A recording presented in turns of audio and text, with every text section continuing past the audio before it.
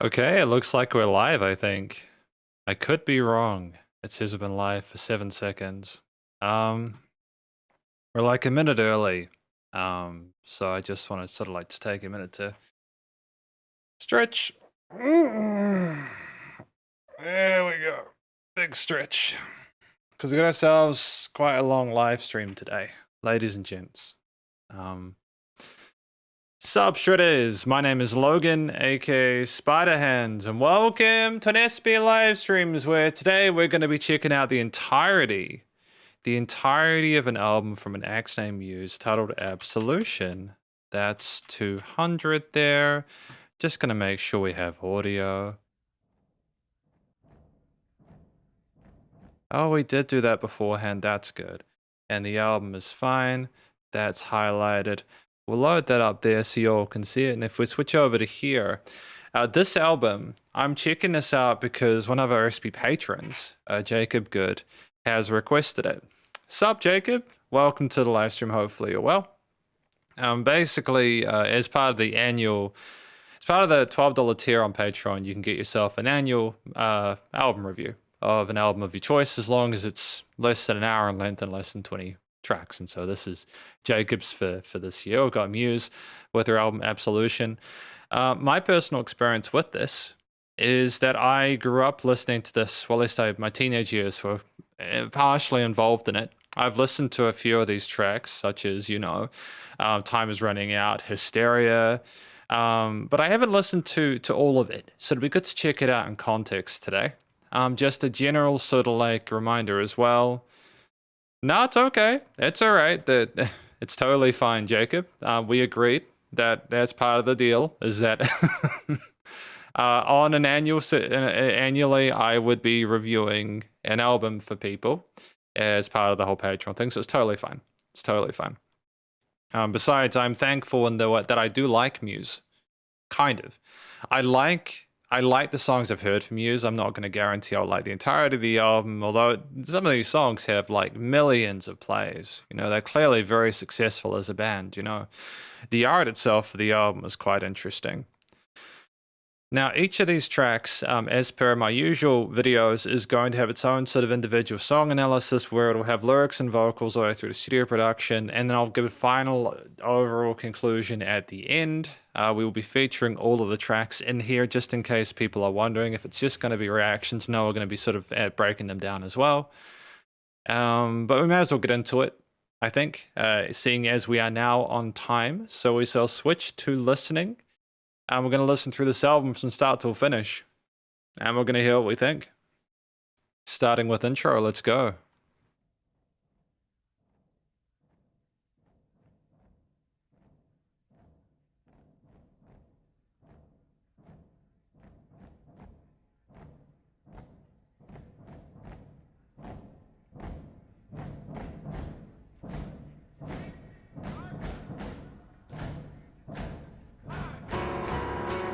Okay, so before we go into Apocalypse, please, I don't feel like there's necessarily a lot to say about intro. I feel like just the way it builds and it crescendos with a kind of march that has a military aspect to it is interesting.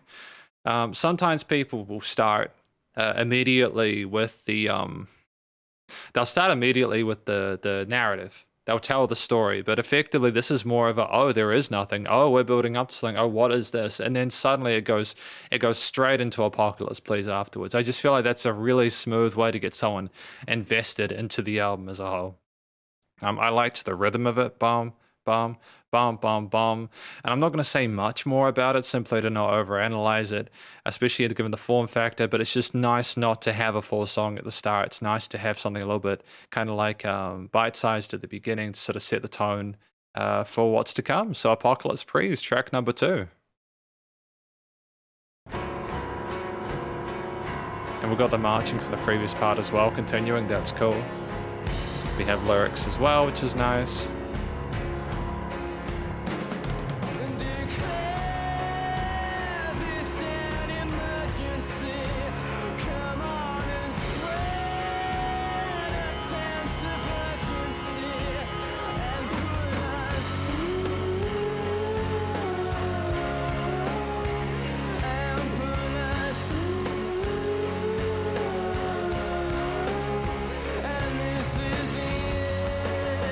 I love the adjustment of the drum parts as well. There's a lot going on now.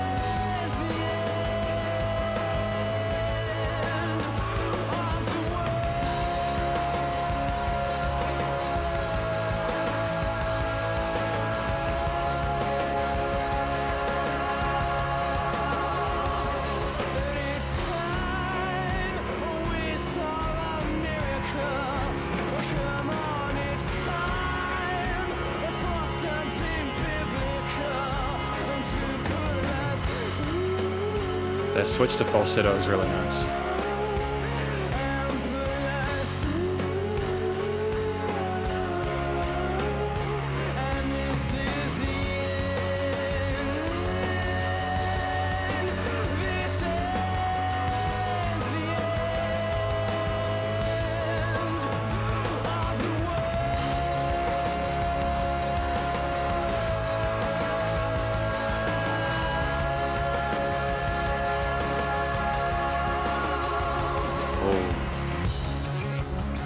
Oh, great use of synths here.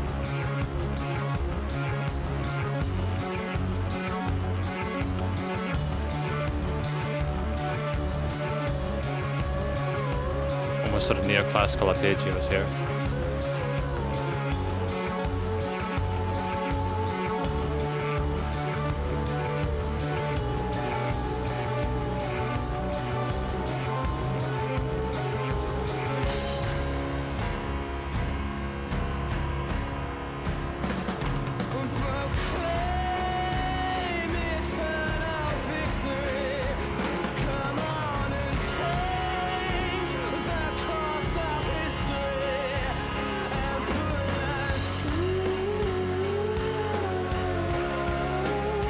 It just switches up and becomes so much more gentle than those higher elements.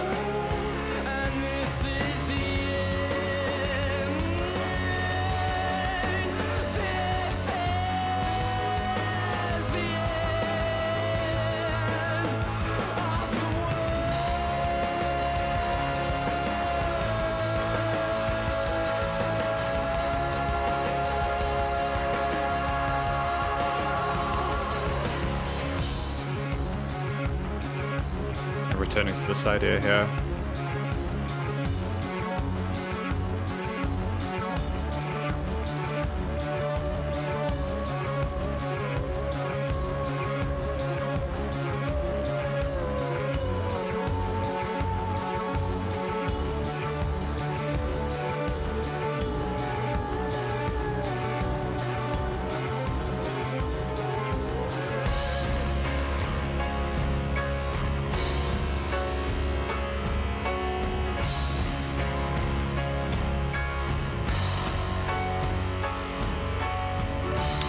The clashiness of the keys is a nice touch as well. Intense drama to it.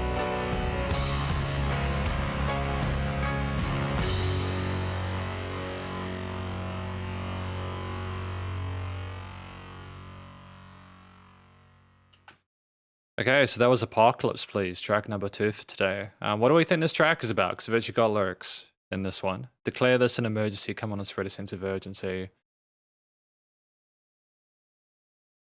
So apparently this is they want the end of the world. Proclaim eternal victory. Come on and change the course of history.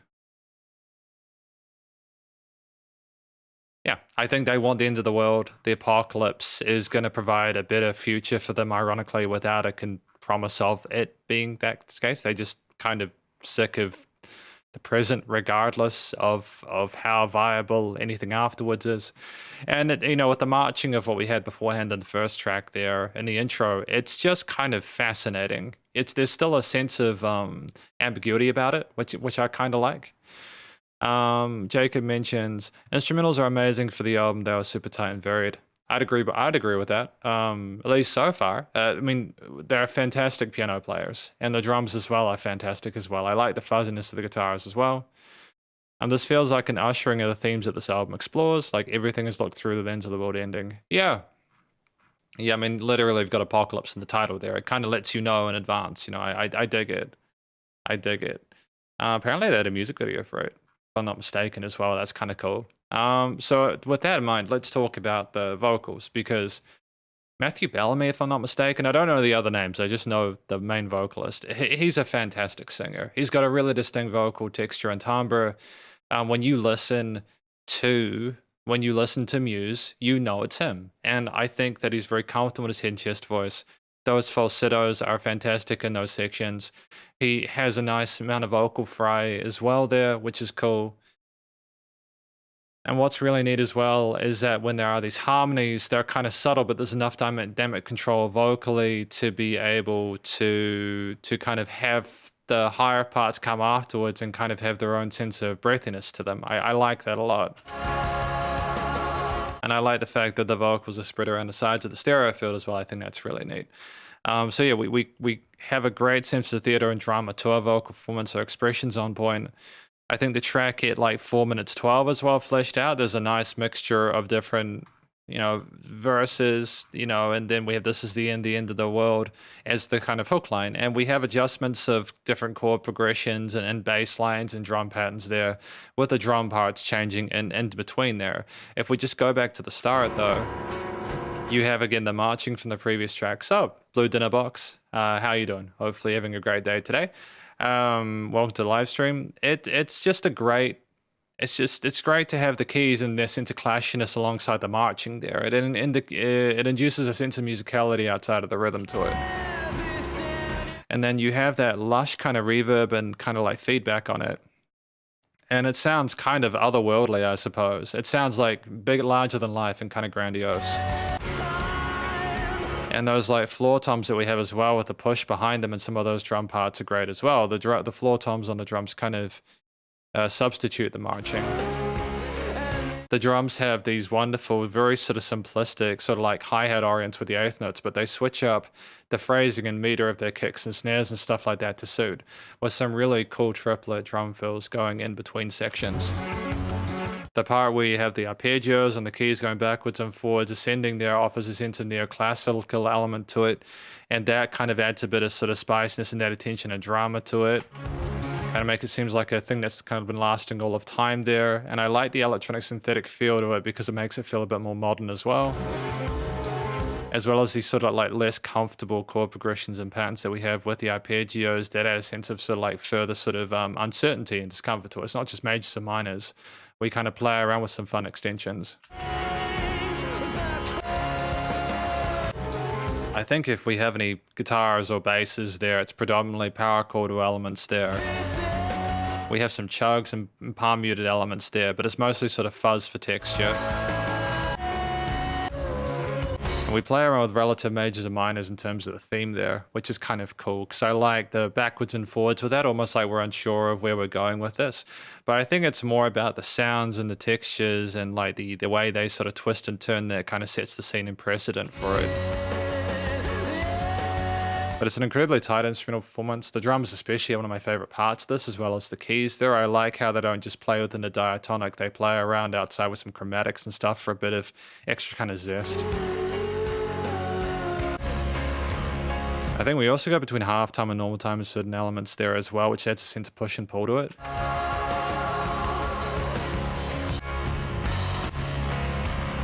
Yeah, the distortion is the aggression that we need to sort of underlay the sense of urgency to it. But yeah, thematically, it's like major key. Bon, dun, dun, dun, dun. It's a major chord underneath as a root note, but like there's such a drama to it with a lot of the minor leanings there that it's almost like it's a kind of a very kind of zesty, almost masochistic major key to it. It's an interesting sort of approach to it in terms of the chord progressions, but it just shows the amount of expertise and knowledge that Muse have at this point in their career. They understand how to shift the emotions and create a larger than life situation. And I think ultimately a lot of what you feel or interpret is the juxtaposition of some of those chord choices with, again, the resolution to the major to the kind of push and sort of cut of the harsher, more sort of intense elements. Studio recording, mixing, and mastering is great. I like the quality of the vocals in the mix. The piano is well recorded. I like the room sound to it.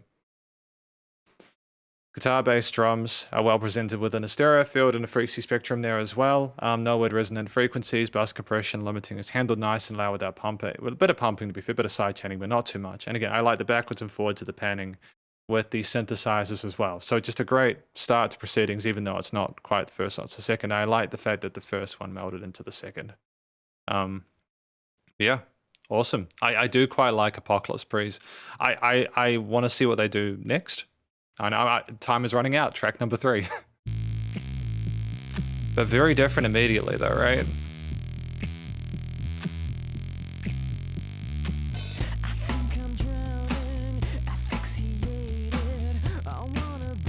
The bass is so dominant.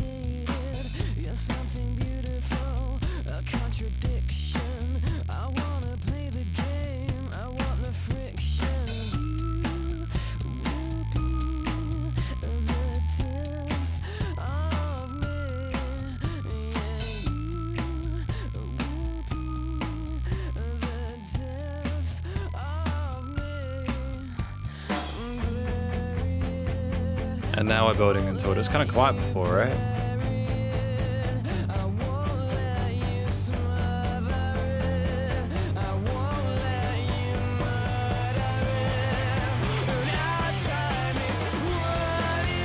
It almost seems like this has been differently mastered to the previous track.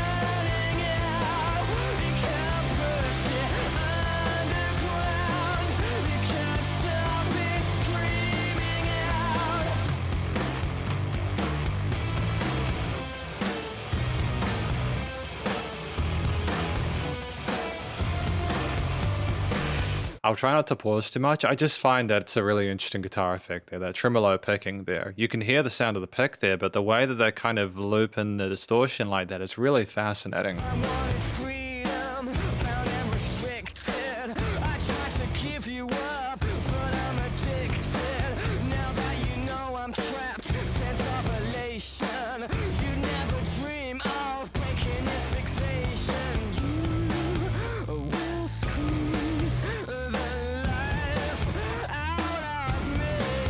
Distortion on the vocals there from the pick perspective.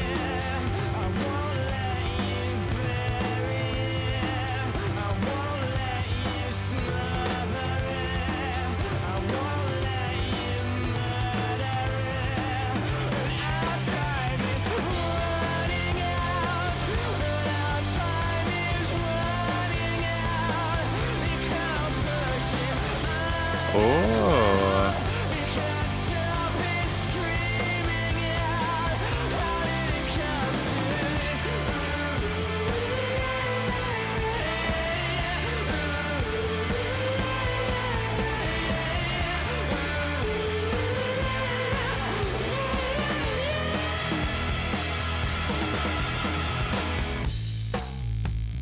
Fascinating production. We'll talk about that at the end though.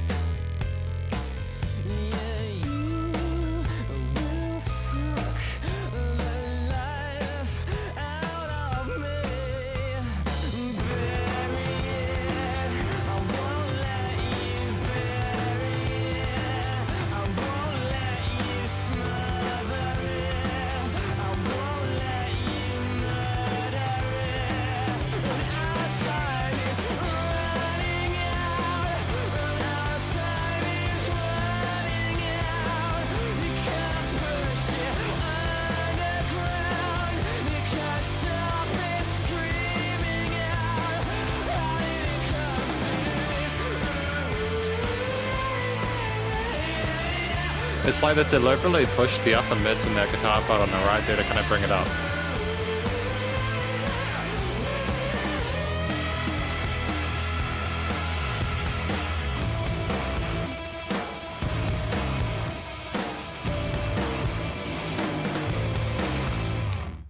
We'll talk about that, like the production at the end there. I'm really fascinated by that. That was track number 3, Time Is Running Out.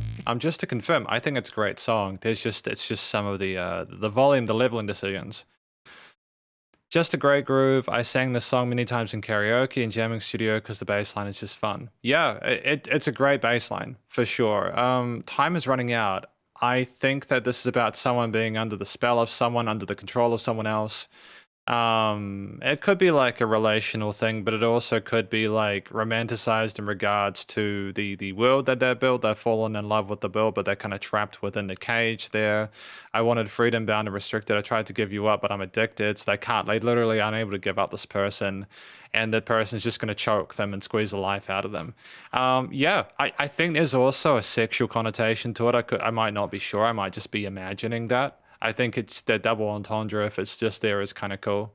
I think the video itself is pretty sort of like on the nose with that, if I'm not mistaken. But yeah, cool. I think that outside of that, the vocal performance is phenomenal within this one. We have such a range of expression there, a dynamic sort of range with our vocals there between the quiets and louds. We explore our full vocal range. We have these upper voice parts with this wide vibrato and these crazy parts where we really call out. We do sound strained in some parts because of how we're interpreting or voicing ourselves. But given the context of the subject matter, it's totally fine. I think the note choices we have here are great. And there's never a moment where I was left thinking, why are we singing like this? Stuff typically made sense, and we did ride the ride we needed to with the musical elements outside of it. There was a lot of life to this track, and I think it's for the most part it's fantastic. Yeah, just great. You know, you never get, it's never a lack of interest in regard to the vocals within these tracks. They're very cool. The track itself at 3 minutes 56 is just within that 2 to 4 minute sweet spot where if it's over 4 minutes, you typically need to make sure there's enough adjustment within the composition to keep things compelling. At the start, you have this kind of really filthy sounding bass line, which I think Jacob was talking about. And it's just ruthless. It's feral. It's visceral. It's just so unrelenting. It's like buzzing in your ears. And you have these clicks as well, which kind of adds into like a chic element to it. It creates this initial motif, and it's so easy to sort of nod your head along to. And then the vocals come on top, and because he's in a different part of the frequency spectrum to everything else, he's got presence when he's on the mic. And you've got these these additional note choices, these extra melodies on the sides of the stereo field there to continue to sort of staircase and fill stuff out. And as you build through the build into the chorus part, it kind of sounds like it should be bigger than it is. It almost like sounds like it's trying to reach out at you. And I think that's a decision with some of the panning and some of the volume decisions from a production perspective, just the way it kind of like grips at you a little bit, but then it gets like shoved back down. And I can't help but feel like that's on purpose, especially considering the subject matter. I do like the distortion of the vocals in that second verse and just how they're a bit more nasty sounding and how that adds a bit more sort of structural diversity to the piece. I think the tom fill that we had around 150 in the bridge parts there is great. It's just a nice sense of sort of rhythmic cadence and finesse there that shows that we can play the kit neatly, explore it. And I think especially when the guitars have those tremolo pick parts and they have their own sort of articulations, it's nice for the bass to be able to sort of reflect that as well as what the vocals are doing. You know, everything's got their time to shine. Especially even if with the bass guitar having the minimalism of itself at the start there to sort of nonetheless appreciate it. I think it's a mixture of these individual ideas, though, that are pulled in and out that are able to give this track life. I appreciate after that last kind of like interlude section where things just become huge and you go into that, back to that bass and the clicks there to kind of simplify things. It's just a great adjustment of pace. I find that the bass kind of disappears a little bit in the chorus sections. I think that's because they're going for a cleaner tone there. Maybe they just felt like if they had that kind of intro bass of the chorus, it might just be a little bit too heavy. I kind of get it. They're just trying to sort of have a sense of equilibrium in regard to the intensity across the entirety of the piece, so that's fine. But yeah, honestly, like lots of different rhythms, it's not just quarters, eighths, triplets, and 16ths, there's 16th triplets and other parts as well there. There's these lead elements from the guitar, tremolo parts. There were some interesting effects change on those. And again, the keys have these wonderful little melodies that they play in arpeggios that decorate and sort of add a sense of intrigue to it as well. You know, it's great. It's also nice, again, with the drum kit to have the snare and the click at the same time. That's not something I take for granted, you know. Primarily because the last thing you want is to just have a dry kit if you can add more kind of spice to it and curl what you had at the start and kind of like build it up from there.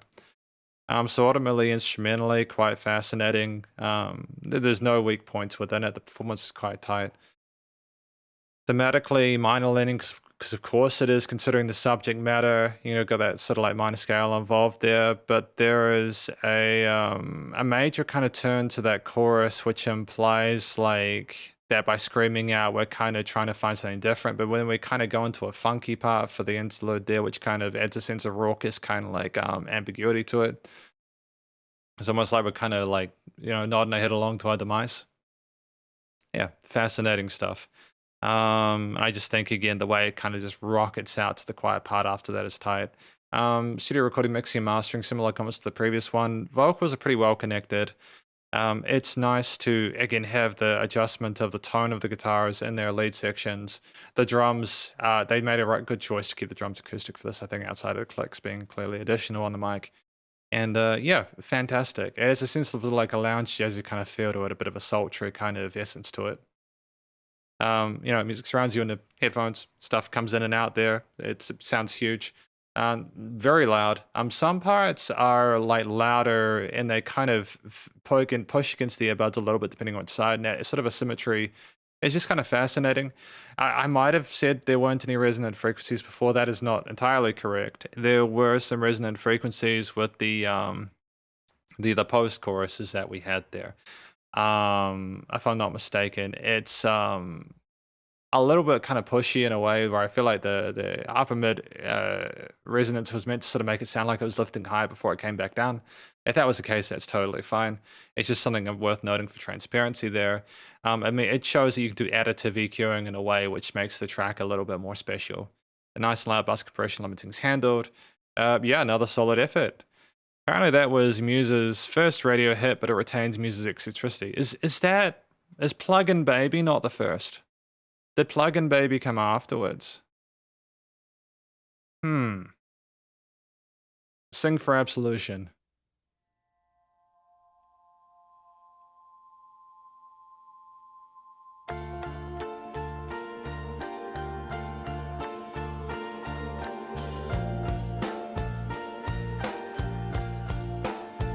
At least you know I've listened to a bit of Muse, right?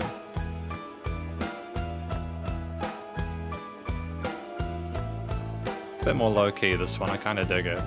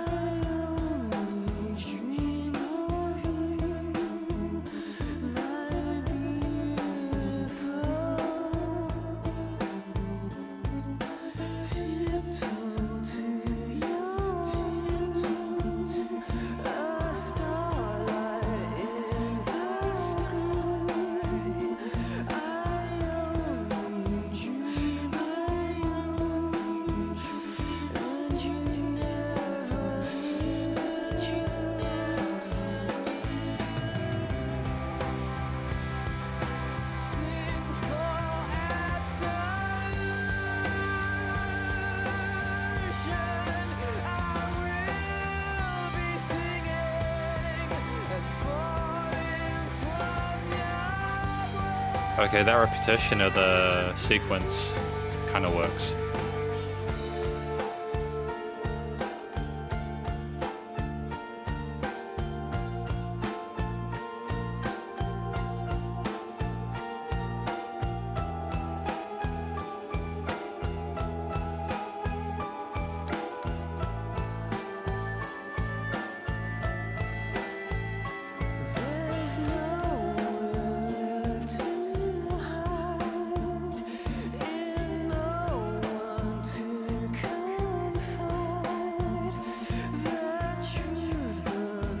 It flutters on the sides there, you know?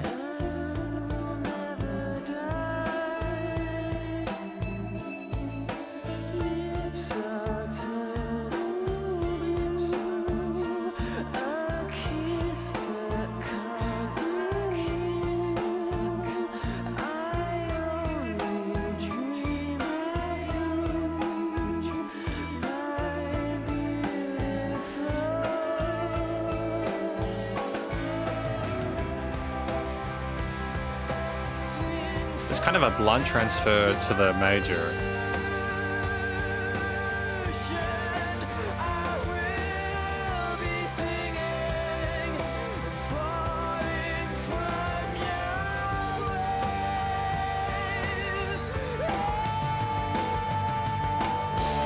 Yeah, that was good. Yeah. I like that. I like the way that moved there.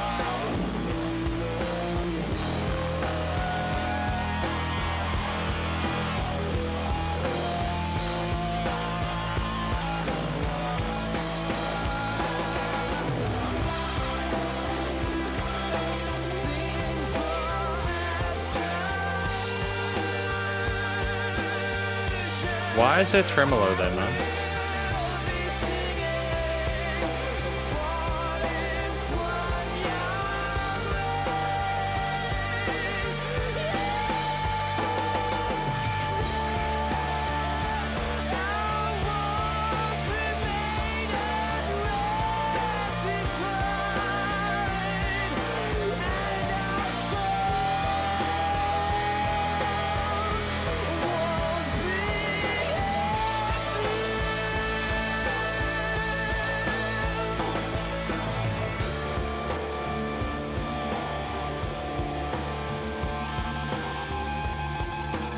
They're playing with a kill switch on the guitar, I suppose.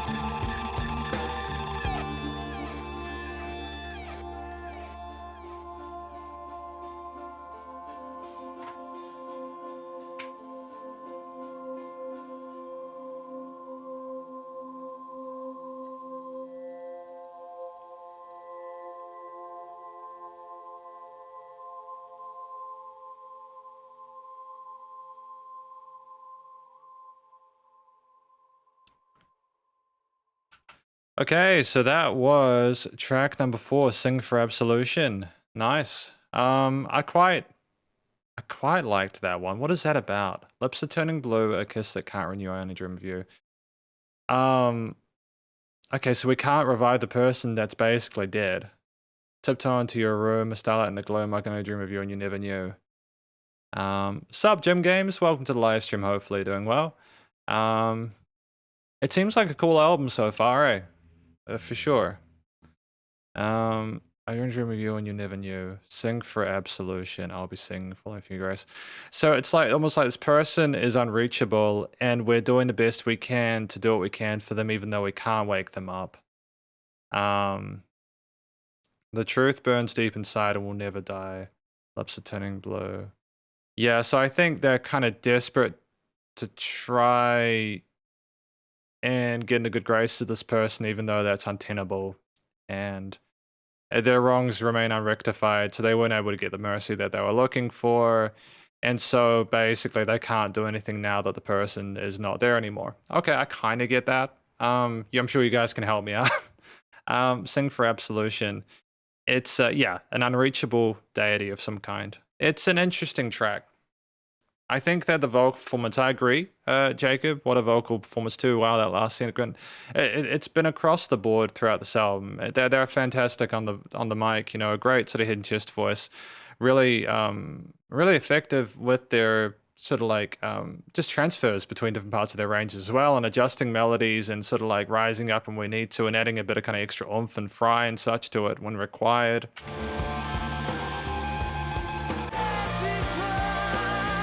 I also feel like that's incredibly comfortable for him. I think it's kind of an interesting thing. As a vocalist, you got to be careful about how much you give away at the start of an album, because then where do you go from there, right? But like if we're crying out for someone, then like we know it's going to be loud anyways. But there's just this dynamic range to his vocals that's been all consistent throughout this, which has been really nice. I think that outside of the vocal performance has been quite stellar.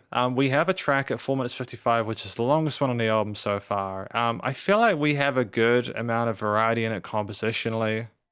You have the keys as well starting at the beginning. It's a relatively gentle track in comparison to the other ones that we've had so far. I think it's nice to have something a bit less intense there, especially for people who are looking for a bit more sort of like variety in that aspect, who are maybe familiar with the scope of Muse's work up until this point. I'm not sure. There's this interesting tremolo to the guitars, and I can't figure out if it's just the guitars or the vocals as well. It has like a tremolo, like a da-da-da-da-da-da, and that goes on the sides of the stereo field there, at the right sides of the can. And it's kind of cool that that occurs there. It makes it sound kind of busy there, despite how quiet it is there. There's a tenderness as well to the singing there that brings everything down intimately. Oh, it's just the guitar? Cool. I was thinking as such. I just wasn't sure if he was doing additional repeaters on the vocals, because if that's the case, then the guitar is calling and responding with what's going on with the vocals there, which is kind of nice. I like the delay, the ping pong delay, the side delay with the piano as well. It's kind of nice to have that present in those sections where it just kind of fills in the field quite nicely, and it's a nice sort of alt lead from the vocals. And you have the call and response there with the vocals on the side there as well, which is neat there with the radio filter on it, giving it a different sort of distinct texture. And there's like these subtle elements there that are still quite busy, such as the guitar arpeggios and sort of chord progressions on the side there with the kind of crispiness that has been present throughout the album so far. It's just that you're noticing it more because of how sort of like committed to the bit Muse is with just adjusting the feel of things. Like that guitar solo, I'm trying to figure out exactly how they did that. I know they probably would have used an octave pedal or maybe a wah pedal or something along those lines, as well as a harmonizer on like the late part. It's just a really fascinating approach to doing a lead passage, and it kind of sounds a little bit demented and sort of interstellar at the same time. I'm still not entirely set on how the tremolo pick guitars went in that solo section. I feel like maybe just the speed of it is a bit too much, but then I feel like if they'd gone half the speed or just for an eighth or even a 16th, it would have been a little bit too sort of like stodgy. I'm not quite sure. It's just an interesting choice there.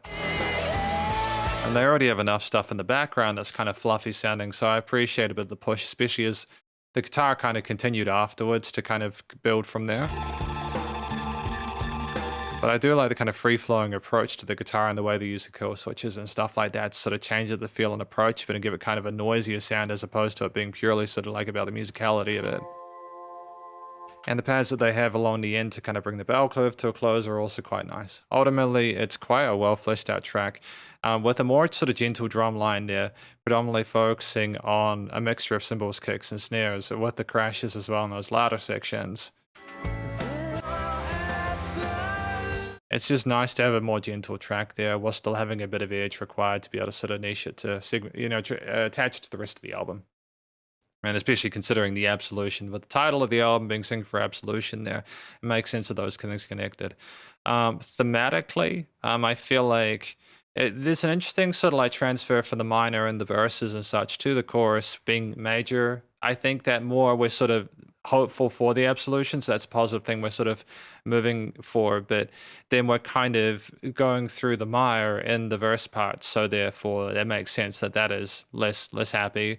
I think it's also about the energy being a bit more sort of like intense and sort of energetic in those chorus parts there, with the brightness and glow of those guitar parts sort of rising things up, with a sense of emptiness with some parts of the verse parts, especially with the vocals kind of responding and the keys being as sort of like kind of icy as they are.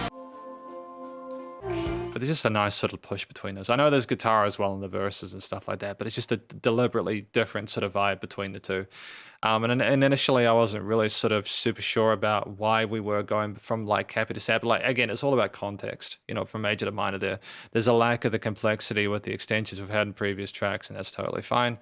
Studio recording, mixing, and mastering is solid. I like the way that the vocals are presented in the mix there. The guitars, bass, drums are nicely spread out the stereo field, similar comments to prior. I think there was less playing around with, to be fair, there was just a huge amount of effects modulation on the guitars and their parts there, and there were the kind of the steppers or tremolo bits that were getting the guitars to go on the outside, as Jim mentioned. It's neat. It's neat. There's just some fun ideas that are put forward here, which elevate the experience and make it a bit less dry sounding. Nice and loud bus compression limiting is handled, no issues whatsoever. And again, we can just clearly sing, so I don't need any help in post. It's just fantastic that we play around with different effects change in post regardless to sort of change the texture of our voice as opposed to helping improve a performance. Yeah, really cool. It's nice. I because of what's happened with Sing for Absolution, I don't know what we're going to get next. And that's kind of exciting. Stockholm Syndrome. Oh, completely different. Some harmonic minor there, I think.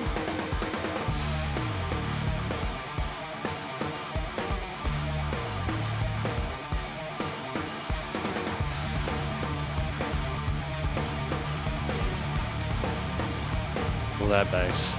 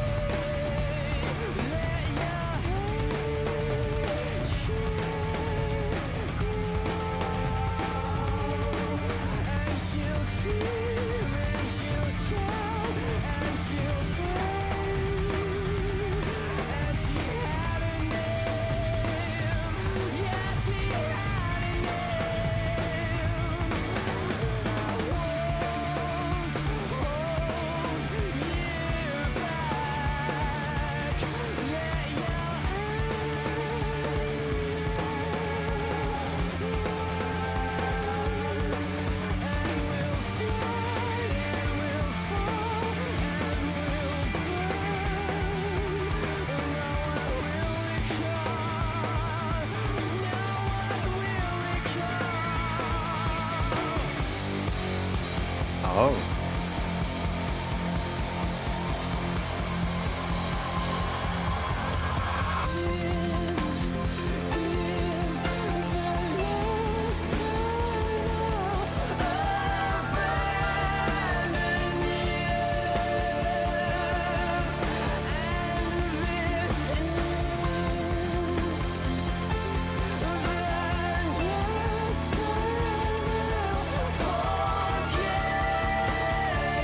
I like how the vocals rise with the piano there on the right side. Bluesy tone before the grunge. Nice.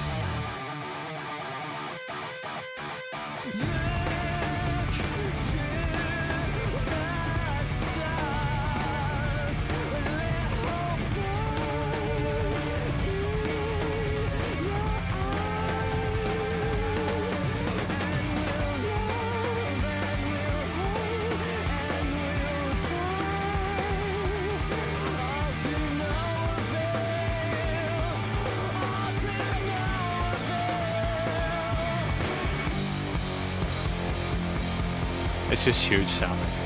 It's just crazy how they managed to get that to fit in there, you know?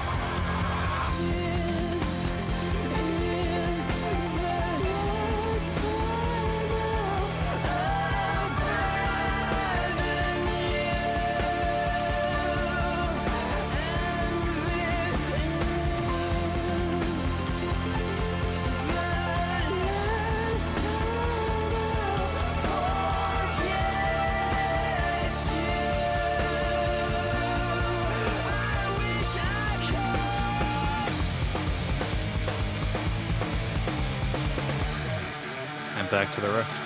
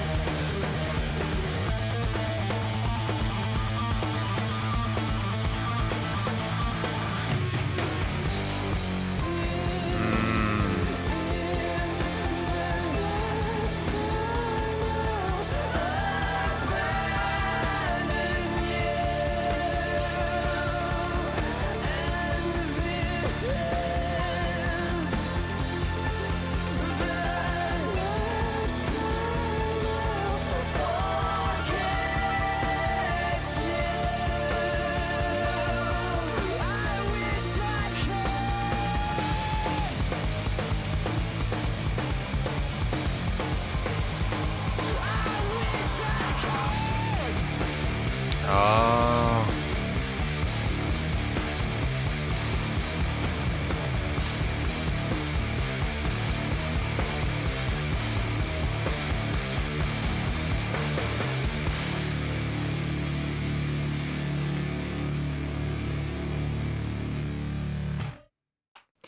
Okay, so that was track number 5 today, Stockholm Syndrome. What do we think that one's about? Contrast in the hook is great. Yeah. I won't stand in your way, let your hatred grow, and she'll scream and she'll shout and she'll pray, and she had a name. Is that referring to the person we were talking about before?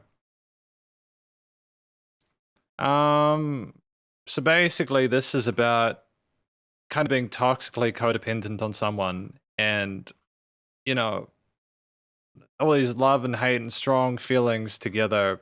We're gonna go through it together, even if it destroys us. And we wish we could forget that person, but no, we can't, and we're stuck with them. This is our reality now. We have to sort of come to terms with that.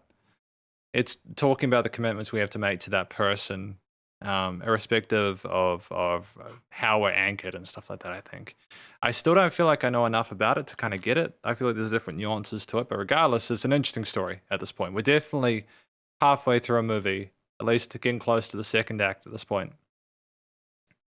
I like the bluesy leaning of the chorus parts. I think that at this point in time, I'm starting to get familiar with some of the ways that we sing, some of the ways that we express and voice ourselves, some of the fluffier sort of upper range parts, the way we kind of really kind of belt in our upper range and have almost like a power metalish kind of element to some of like the louder, higher parts and the harmonies, etc. And again, distinct vocal texture and timbre, you'd hear it anyway, you'd recognize it. But the fry, I wish I could, is just that kind of burn to it, especially how the guitars come in afterwards and they really kind of pump it up. It reminds me of a lot of music from like the early 90s and stuff like that, which is kind of neat. It's just good to express ourselves in those different ways, even if we're sort of like being quite literal about the way we feel about those things. It's just nice to be able to kind of show that contrast there, I suppose. That kind of loving nature of who we are versus how much we want to be without them. The track at 4 minutes 56 is quite well fleshed out. There's a variety of different parts to it, including that breakdown in the end, which was basically my favorite part of it. I kind of really dig that. There was definitely, as Jacob mentioned, contrast with the hook as opposed to the verses and stuff like that. You just have this kind of grinding guitar off at the start, which is just nice because it's exploring not just the major natural minor, but there's like a harmonic or melodic minor that's going for as well, which adds this kind of exotic edge to it. We have some of these really sort of like fun tom fill ideas on the drums there, which kind of sound like we're kind of busting along there, and it creates a faux 16th note groove in amongst the chord note push. And we have more of those kind of alternate picked or alternate strummed octave chords on the guitars there for that sense of urgency as per previous tracks. And it just seems like we're going somewhere. And as we go into the halftime part after boom, boom, boom, that big kind of fuzzy sort of like those accented notes before that chorus there, we go halftime and it's almost like we were heading somewhere, but then we've slowed down to reassure the person that we're not going anywhere. I think that's the kind of magic behind the synths or the keys there, the way that we're kind of almost in a gospel state about it. It's glorious in regard to how the right hand moves across that side of the treble clef of the keys there and explores those chord arpeggios and different notes there. I know I'm saying arpeggios a lot.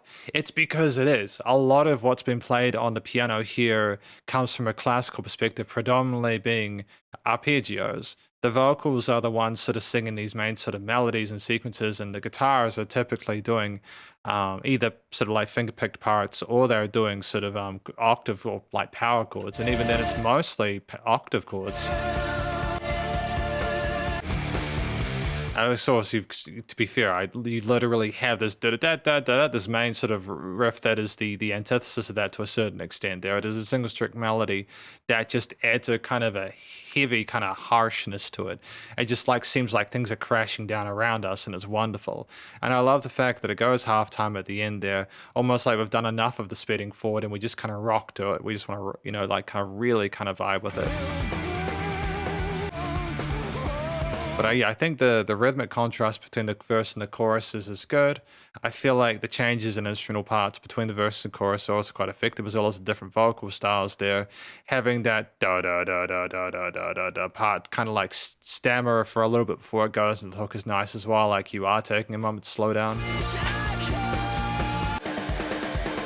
It's nice to have those natural harmonics as well with the guitar riff, like the intro one as well, and the variations of it that we present through it, primarily because that shimmer and chime to it adds a kind of a fun sort of extra note to it outside of the zeros. But it's just like how the piano comes to one side and it kind of flutters upwards or something like that as well. It's just kind of cool how we're doing similar things to previous tracks, where some of the elements will kind of stick out of the mix a little bit and have their own time in the sun. And the on beats and syncopators or the rhythm guitar parts and the variations are good too for us to add a sense of flow. You've just got half time, normal time, and riff. Yeah, that would have been hella heavy to see in a gig though. And just as a final mention, the kind of gallop there, that double time part that we have there, almost double time anyways, is just a great sort of intensity there to flutter after some of the more less kind of like after the chorus, to be fair. It just kind of seems like it's accelerating towards Event Horizon. Thematically, minor oriented, although it's major key leaning in the chorus there as per the contrast. And I just think it's, again, trying to be more loving, but the bluesy part is I wish I could. And then there's that kind of danger through the verse and other parts in general of eliciting like the kind of the situation we're truly in and how kind of messed up it is and how we need to be more careful about things. Just as a gentle note there, I know I've said minor key leaning. There are some interesting harmonies going on with those octave chords in the alternate picked parts or alternate strum parts there. We're not just rolling with the diatonics there. We kind of have a sense of clashiness there, or even maybe some representations of the harmonic or melodic minors within those octave chords and those latter to second verse parts there. And I think it's cool just to avert expectations and have the slow shift there before we kind of like resolve into the big fuzzy part. Studio recording, mixing, and mastering is nice. Again, I think in general, the panning of the instruments, like the keys I mentioned before, is really nice. The vocals are well present. The harmonies are effervescent, and the bass drums, keys, etc. They're a bit more subtle and they rise up there, or if they're not that, then they're bus compressed and they're heavy as hell. I think as well, it was a good decision to have more of a clicky kick in that background and that breakdown at the end, should I say. I think if we tried to go dun dun dun dun dun as a instead of that kind of thing, it's clever because there's already so much going on instrumentally that would just maybe have made it a little bit too heavy. So it's cool. Especially with that kind of like everything just coming together rhythmically there. It was nice and tight, leveling was adequate. And I just think, again, we're deliberately putting some things within similar parts of the frequency spectrum to make them blend, and then we're bringing them out to give them added presence, which is cool. Nice and loud bus compression limiting is handled. And yeah, ultimately, yeah, another solid track. Another solid track. Now, we're going to go Falling Away With You, and then we're going to listen through the interlude, and then I'll be back for Hysteria after that. I'm just going to take a little couple of minute break. But let's do it. Falling Away With You.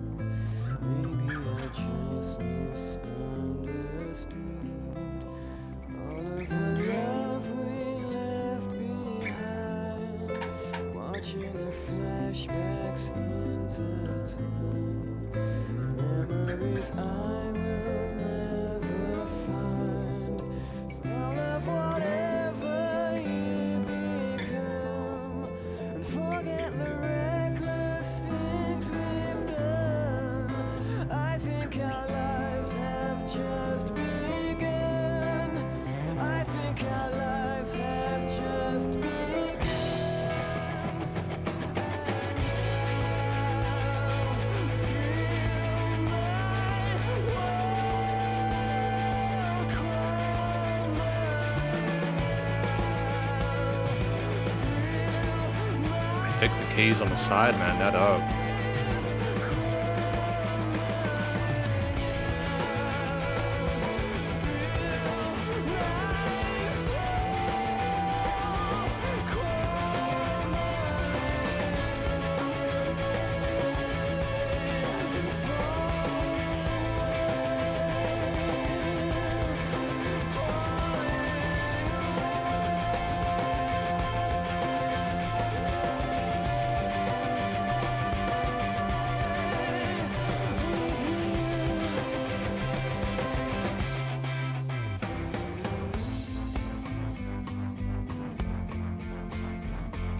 It's experimental tonally, yeah. Womp womp womp womp. It kind of sounds like a broken subwoofer.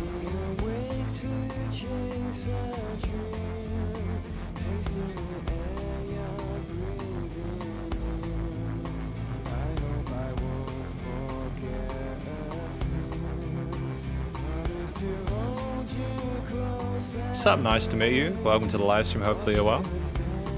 Good to know, thank you.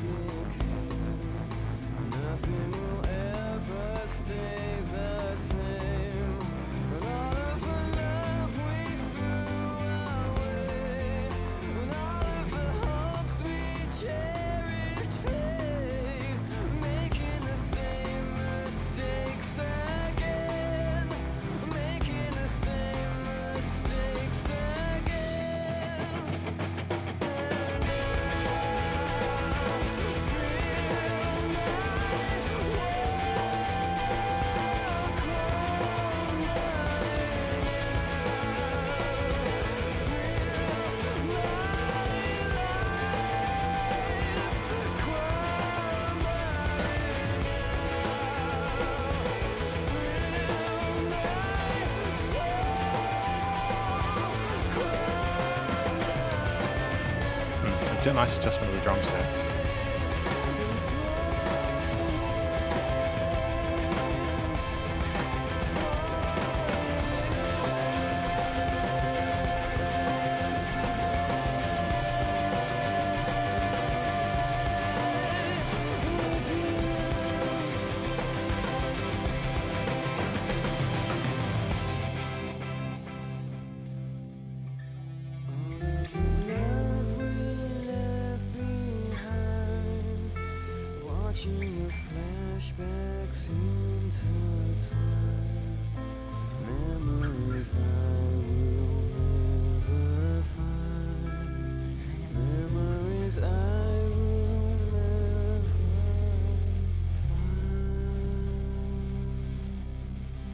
Nice, that's cool.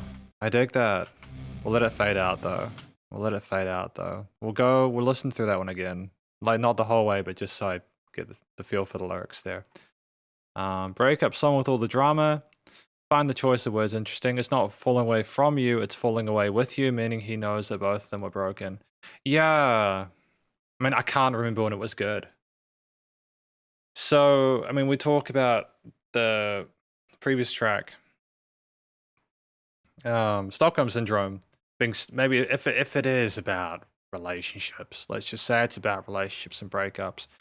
It's about someone being stuck in a relationship with each other. They're stuck with each other. They're each other's prisoners, you know, and the hope they have is to sort of rise up and fall and feel these intense feelings and wishing we could get away from that prison that were built for themselves.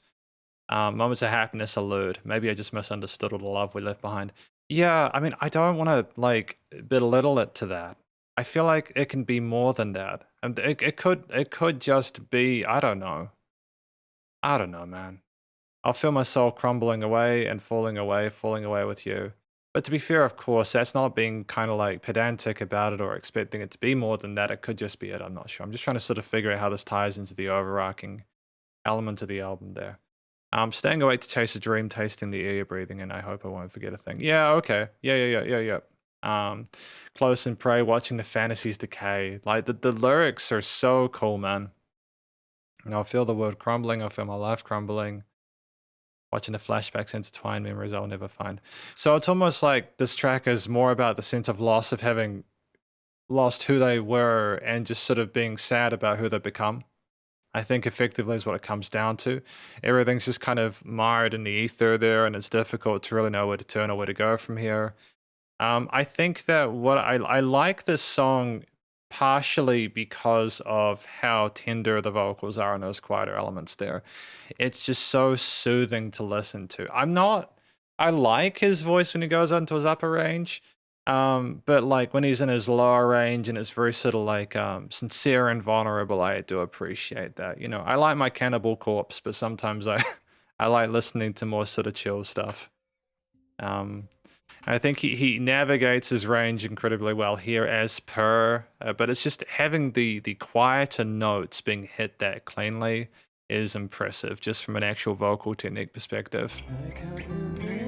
And just like the magic of everything rising up alongside him in the mix. You've just got, because a lot of people will just have the guitars come up. They'll just have the acoustic guitars who are shifting their bass and sort of fingerpick notes around.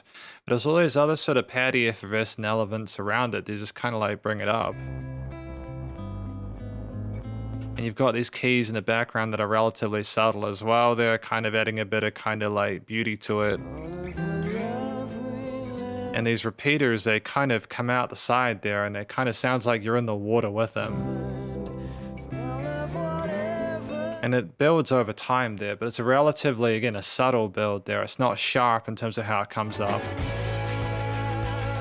I do really dig I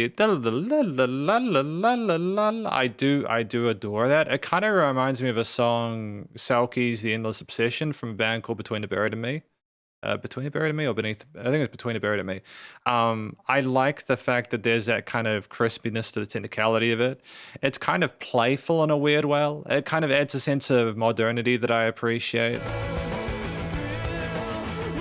And I think the graininess of the strummed guitar parts on the side there is more of a kind of a grounding element there. It's almost like we've got the push and pull of the past and future there, kind of bringing us in one direction or the other. I like the fact of we're using like parallel majors and minors to sort of play around with interpretations of progressions and such like that. I'm not so sure about the iteration of the broken subwoofer, because I can kind of hear that it's tied to the pitch of whatever it's kind of been added to. So it goes out of time a little bit a bit later on, but not in the way that's detrimental. It's just me being sort of transparent about it. And like in terms of like literal, this is kind of, again, someone mentioned eccentricity before. It's kind of an eccentric decision, experimental decision, the thing to include there, but that doesn't mean it's a bad thing. So it's almost like we're not really sure that we want to switch up the verse too much at this point. We're just adding something else to kind of add a bit of kind of distortion or blur to it, and I think that's smart. But there's like several different sort of like chord progressions and bass lines, you know, the verse and chorus parts there. There's a change in dynamics. The drums have some fills as well, messing around with the toms and snares and stuff like that, and adjusting, you know, they work with different cymbals in those quieter verses as well there when they've got room to. And just the way that we kind of bring things down there with the fizz, the distorted guitars, and also the bass there, very sort of like prominent. I like the bass has been like kind of the undercard throughout a lot of this, which is interesting because again we had tracks like you know, like Time Is Running Out where the bass is far more sort of prolific, but in Stockholm Syndrome as well as this one, I'm hearing the bass in certain parts and they're choosing a different tone for each song, I think, if I'm not mistaken. I just like the way that it rounds out that low end, like we're kind of being weighed down by things. I like the fact that it niches really neatly with the guitars that don't try to sort of like mess around with it too much, primarily because the guitars are focusing more on that sort of like mid-range of its tone as opposed to trying to do an 8-stringer's job.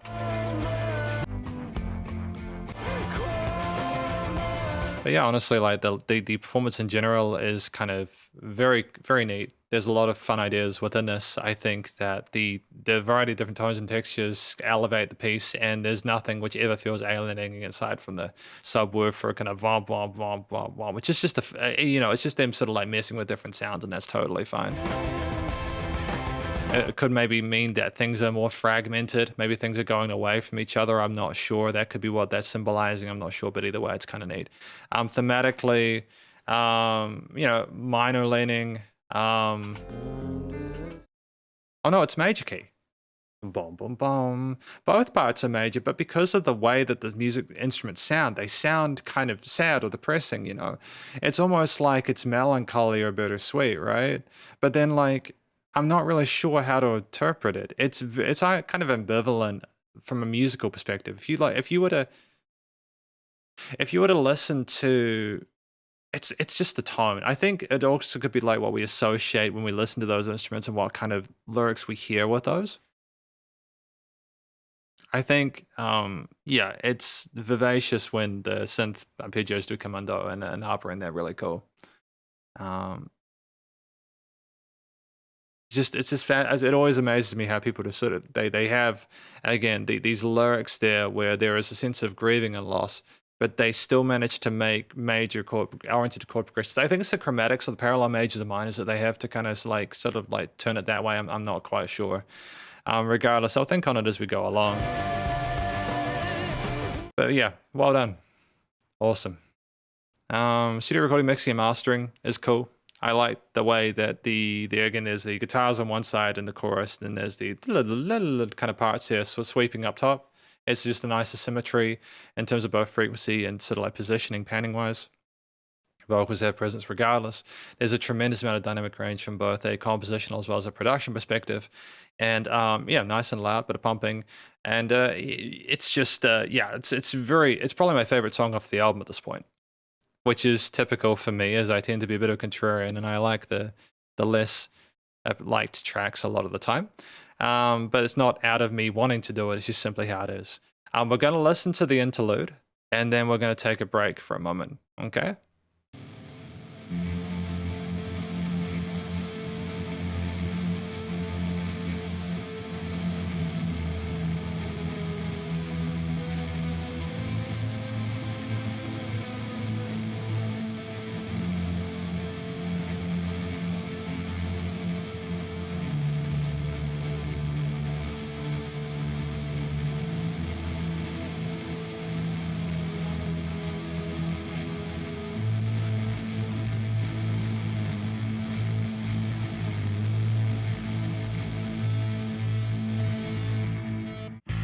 Oh, it doesn't go straight into Hysteria. I was thinking that I'd made a mistake and that I should have listened to Interlude like after my tiny little break that I was going to have. But no, Interlude is just a sense of innate tension there. Like you hear it. You have several different guitar lines, one in the lower range, one in the upper range, maybe a bass as well. A lot of tremolo picking, some different counterpoint melodies going on, kind of creating these interesting intervals there to sort of change the perception of it. And just the kind of graininess and dustiness of it is quite aggressive and almost kind of like, oh crap, where are we going after this? What's happening there? There's an innate sort of sense of darkness to it. And I just think about after Falling Away With You, it kind of hints at something a bit heavier to come. And I kind of, as a closing note, just before I take a break, I appreciate that. I think they're going from Falling Away From You, With You, into Hysteria, understanding Hysteria as it is this one of the other tracks I've heard from Muse. Not considering that's one of the biggest songs off the album, that's not a surprise. It's just more that I listen to this and I go, you couldn't have gone that soft, I think, and then gone into Hysteria, which would have been a bit blunt. So I think that would have been something when they were creating the album and figuring out the set list. Oh, that just doesn't really suit there. We're going to put that in there for a bit of kind of firiness to it. It has the low end of the end of Falling Away With You. It has a distortion and fuzziness of Hysteria. So just so you know, I'm going to be right back. I'll be right back in a moment. And there we go. I've disappeared. I'll see you in a couple of minutes.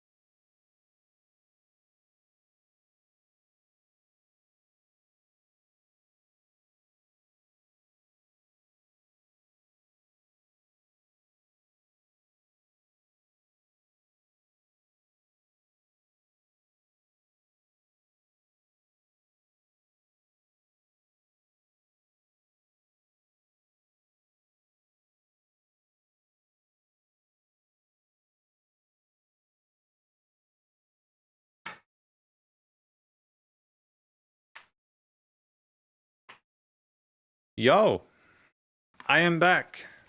TT. All right, we're back to the album Muse Absolution. We have listened through tracks 1 to 7 of this album today. And just before I continue, I actually want to mention that I'm having a good time with it. Oh yeah, no. We got to do the review, Jacob. Sometimes I listen to albums just very quickly, and I don't particularly want to continue listening to them. Like when I'm reviewing other ones,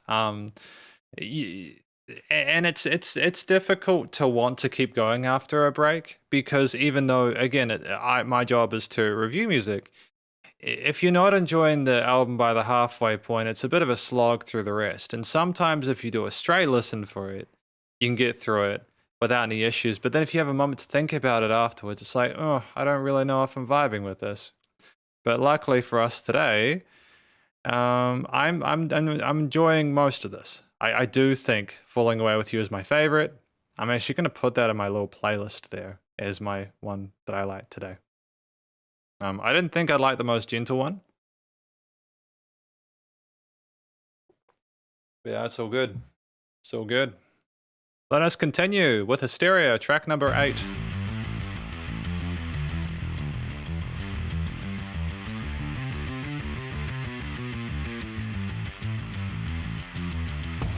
Really sick guitar riff, eh?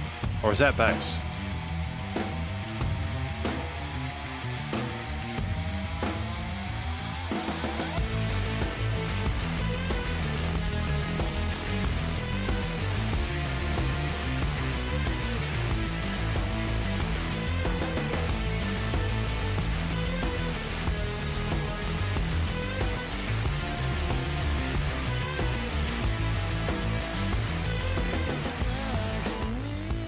Great transition there.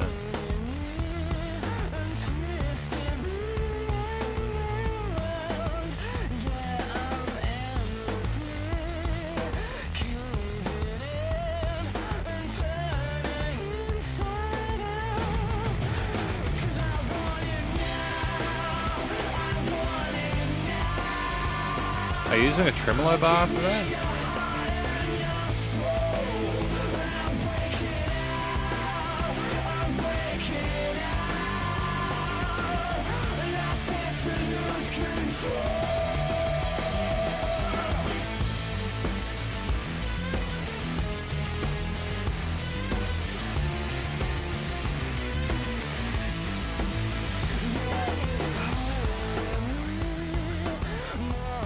Oh, they're doing on the guitar now, nice.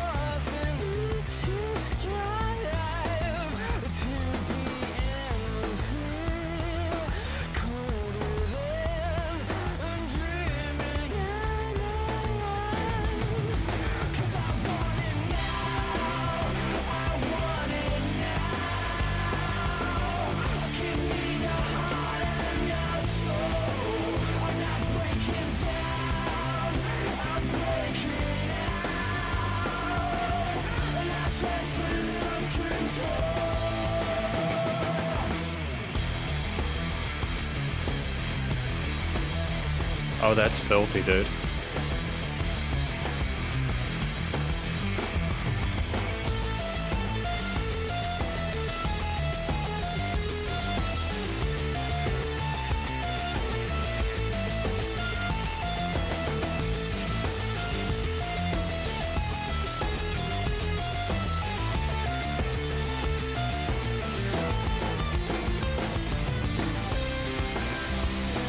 It's nice to have an extended solo section.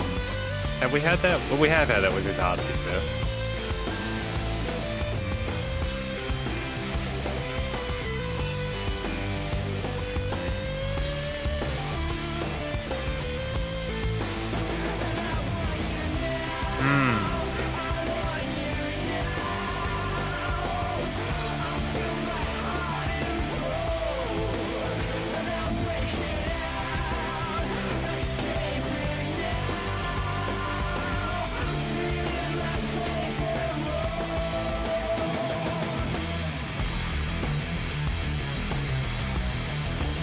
Great adjustment of it, dude.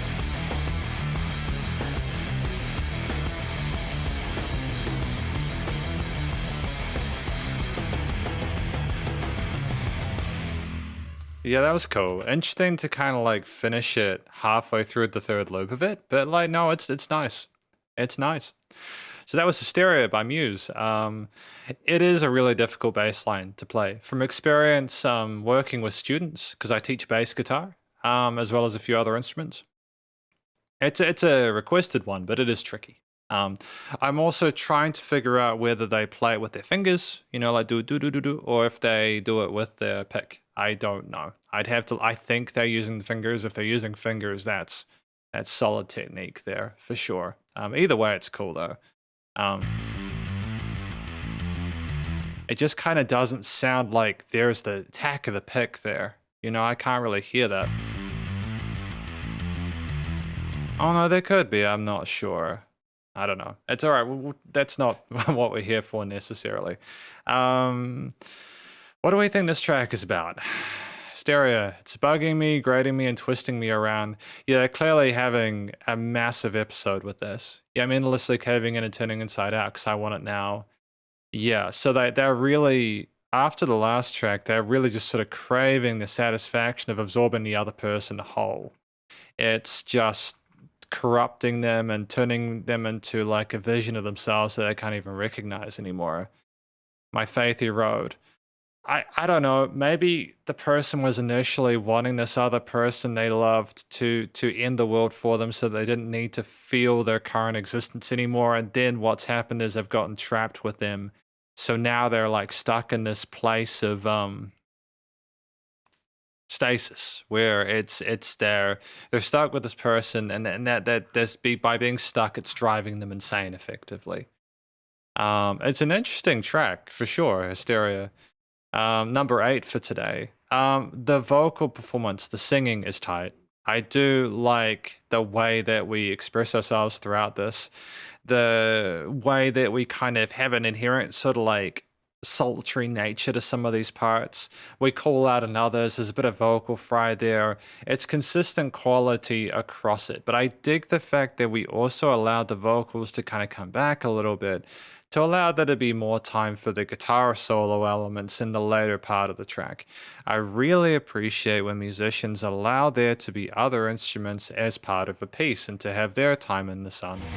I know we've had guitar solos in other parts of the album, but this was like more of a dedicated one where they kind of had more real estate and time to be able to develop something, and it was really neat, you know? I think, you know, so outside of that though, with the catchiness and the hook line implicit and expected of their abilities at this point in time, we have ourselves a track at 3:47, which is a bit shorter as well than the rest, and I don't think that that makes it a lesser experience by any means. If anything, this is probably one of my favorite tracks off of the track, primarily because despite the fact that, again, contrast within an album can be good, and I appreciate the majority of why we're adjusting the tone and feel of the chords and patterns we have within them. For me personally, as a reviewer, I just, or as a human being, I just kind of like the heavy. I like the heavy. I think that having the kind of wow at the end of all of those kind of chord progressions in that chorus sections adds a bit of a twisted nature to it, but also kind of makes it kind of sound weirdly kind of country rockish there. It's just almost like a vinyl sort of detuning itself. But just that absolutely filthy bass line at the start with the speed there is just stellar. I like the pulse and rhythm of it. It sounds great. And it kind of has this additional kind of ping pong sound delay where it kind of splits across the place and sounds huge within the mix.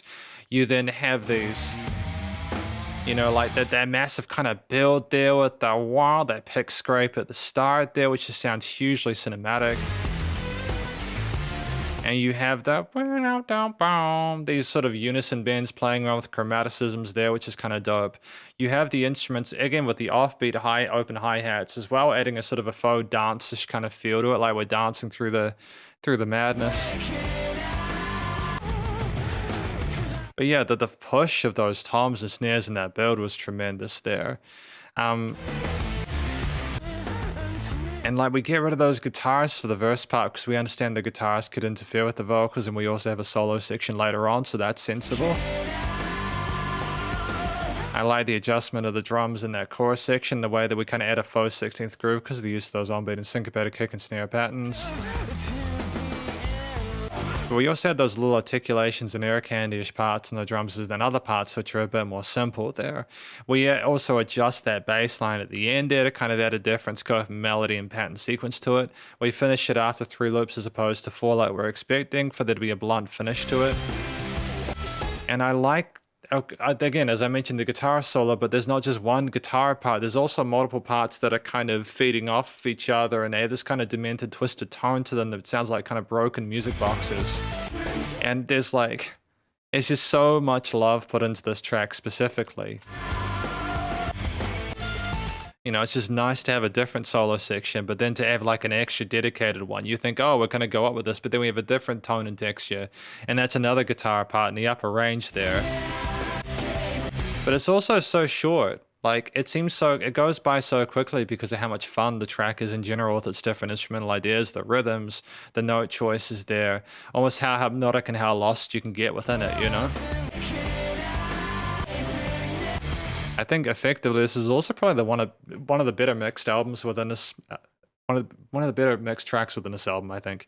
With some of the other tracks I've heard, there were like little pushes that, while fun, it just wasn't as smooth while still retaining the dynamic range it needed to. So I appreciate there's like dynamic range within this, but it isn't too much. There's nothing inherently distracting about it. It seems like we just found a happy medium within this one.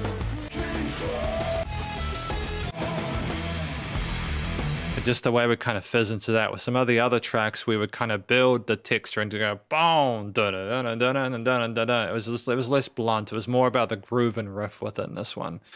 Yeah, no, really catchy track. I think it's also, just as a closing comment before I move on to the next one, with the understanding that we didn't need help in post. You know, Matthew Mellerman can clearly sing there. The guitars had a lot of fun sort of effects change and modulation and some phasing and sort of wah. There's been wah pedal across several different guitar leads as well throughout this piece there. That's added a nice sort of scope and filtration to it. But it's just unconventional ideas that you wouldn't expect within the genre. They're like in the wow within those chorus parts. I think that's part of what makes this kind of album so special to people, is that they are experimenting. But they also have an inherent poppiness to it. There's an inherent catchiness to it. I think that's maybe what's kind of making me disassociate a tiny bit, is that I'm expecting it to be kind of a lot harsher than it is, but there's something kind of weirdly pleasant about it. And I think they do find a good balance between the intensity of the lyrics within the track, as well as making something that people can sort of sing along to. It's a difficult thing to get right, but I feel like Muse do it well here. So ultimately, yeah, just quite well produced and sort of like put across. It's neat. You know, one of the most sort of popular tracks off of the album here. From here, these look to be a little bit sort of less well known, if I'm not mistaken, with the exception of Butterflies and Hurricanes, which has a music video. We're going to listen to Blackout, though, track number 9. Strings.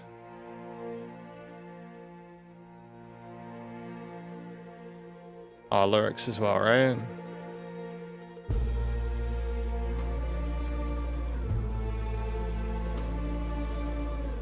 I love their tremolo picking, dude.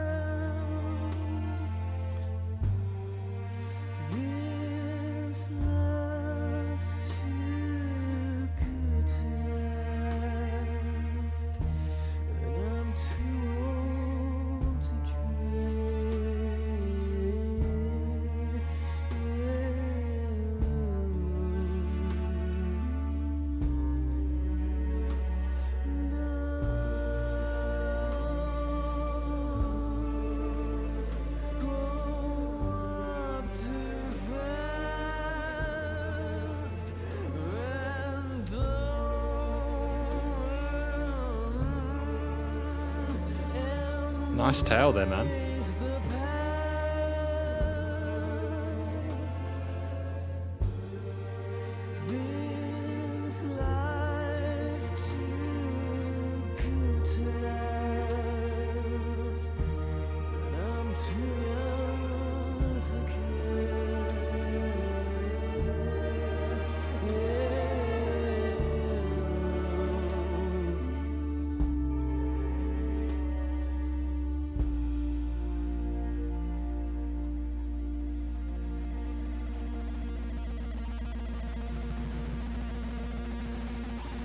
Where are we going with this?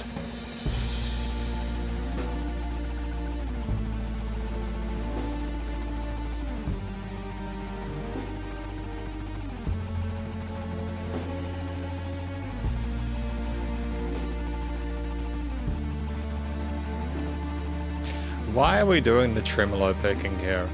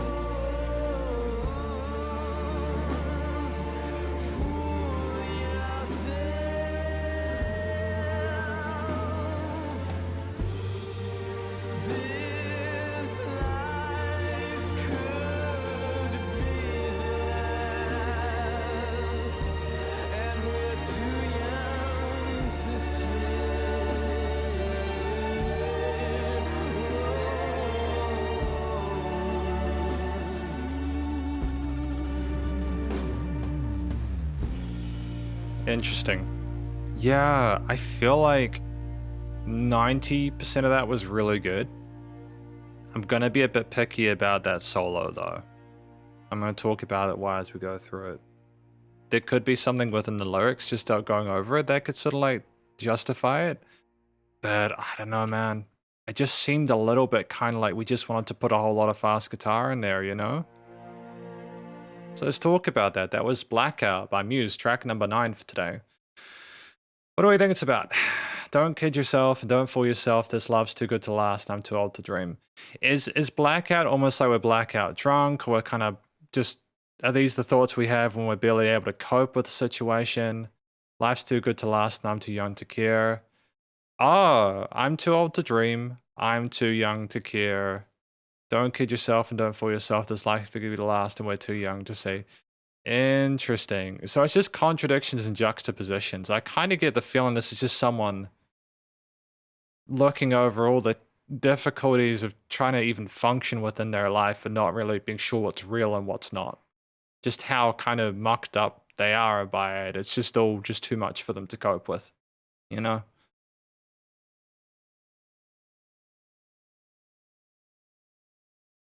Although I would say it's more also about, reading through it. This love's too good to last. This life's too good to last. This life could be the last. So that's the kind of thing that kind of solves it, I suppose, is that regardless of all of it, we just got to kind of do what we can with the time that we have, even if we're kind of confused about our situation that we're in. I think that, talking about these comments at this stage of the review are very similar. Matthew Bellamy's vocals are well handled, solid vocal technique, very comfortable in a hidden chest voice, legato passages, some lovely tails. I feel like, to be fair, they're a bit more explorative in this one in regards to some of the tails and adjustments on the second verses and stuff like that as well. I appreciate that they changed up the flow. Some of them added some sort of bluesy inferences as well, certain note choices. That was kind of neat. There's a lot of interesting colorations there. We go down and match the relative lack of intensity of like the strings and stuff like that.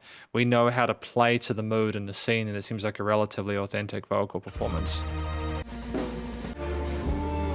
Yeah, it's very smooth, and I think this is more Matthew trying to sing in a way which suits the genre as opposed to trying to sort of do something which is consistent across the rest of the album here. It's a different mood and aesthetic that they're exploring.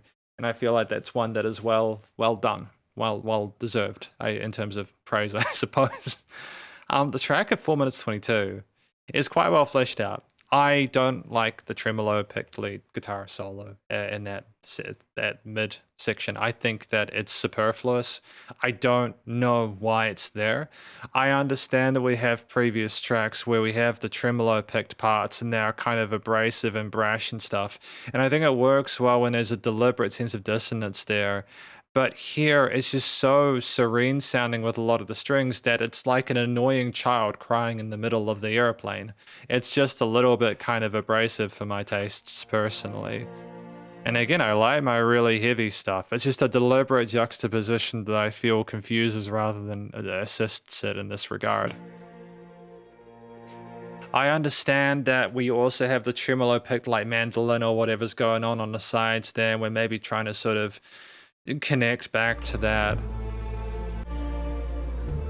But you could have, I mean, they're on the sides of the stereo field, and you couldn't have had the tremolo pick lead on the sides of the stereo field because it's a lead element and it needs to be in the center.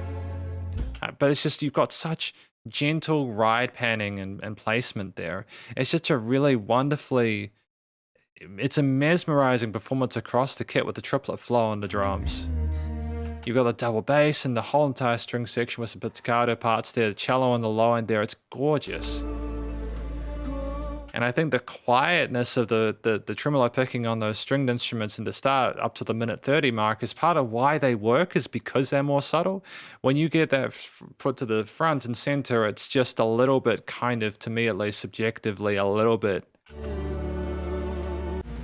I just don't know.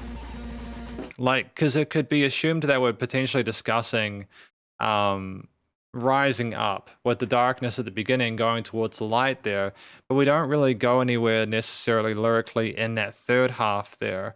It's like we're ascending towards something, but we're still stuck in the middle. I think they just wanted to color the album to continue the theme in color with the guitar lead. Yeah, I feel you. Like, I understand that it would have been a little bit kind of like Naked without it. It's just an interesting choice when they had a less tremolo picked part in the previous track. They could have, like, yeah, I don't know. We can agree to disagree on it. I feel like it's just, even if, I agree with what you're saying in regard to the connection texturally there. That's not what I disagree with. It's just more that I think just in regard to the song itself. Yeah. I do think when we kind of rise up with those strings in the upper section, though, they sound beautiful, though. Yeah, I get it. We'll sort of compromise with it being a way to sort of tie it back to the rest of the album there. Because if you connect with that, the lyrics, it's fine. It's fine. It's just so beautiful otherwise. So I'd give this a strong 8 out of 10. It would have been a 9 if they could find some other way of doing things with the lead there. But again, we're tying it back to the tremolo part as well as the rest of the album, so it's cool. And I think, again, just the varying chord progressions there and the bass lines there, the way the strings interact with everything else, the difference of instrumental composition in this is quite nice as well. That more sort of like classical orchestral feel to it is nice. And I think, to be fair as well, that the tremolo pick and distorted parts are relatively subtle. It's not that they're as abrasive or in your face as previous parts, so it's fine. Yeah, it's just interesting as well after Hysteria and after L'interlude there.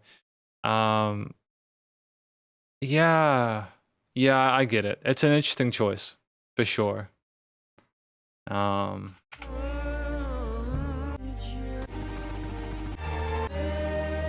Yeah, huge dynamic range though with the strings there. Thematically, major leaning again. There's a lot of major leaning tracks key-wise within this, despite the subject matter being sort of difficult. And I think it's genuinely trying to make pleasant sounding music where if you passively listen to it, you kind of like enjoy your time with it. But then also if you actively listen, you appreciate the complexity of it potentially. There's bits of edge to it, like that vocal harmony just then with the strings and stuff like that, so that's fine. I think in the end, it just kind of makes it more accessible to a wider audience. If you'd went completely minor key with everything and made it very sort of like dark and depressing, it might have been a bit too literal. So that's just, I suppose, it's compositional sophistication and maturity on their part there. But yeah, great to hear some different instruments within this one. And great to hear different bass lines and chord progressions as per the previous tracks within this. You with a longer track like this at 4 minutes 22, even though it's not Master of Puppets or, like a 30-minute, Art of Love by X Japan live performance, it's still, yeah, it's the correct length for what we need. And there's enough variety compositionally within it with the different areas and such. Studio recording, mixing and mastering there, I thought it was just wonderful how tender the strings were with the drums and the bass and everything like that. It was nice to have the tremolo picked the sort of guitar subtly as well within reason there. Adjusting the feel and flow of its frequency response as well as went along was kind of cool. I assume there might have been automation or maybe someone was like changing the knob on the guitar as they did it. I'm not quite sure, but regardless, it's fine. Leveling in general was good. Vocals had a lot of room to breathe there, and they were nicely set within the mix, and it wasn't overproduced or anything like that. They can just clearly sing nice and loud. Well, nice and loud even with the immense dynamic range. And again, I just love that the strings were allowed room to breathe there and things weren't too compressed. So that was Blackout, Butterflies and Hurricanes, track number 10.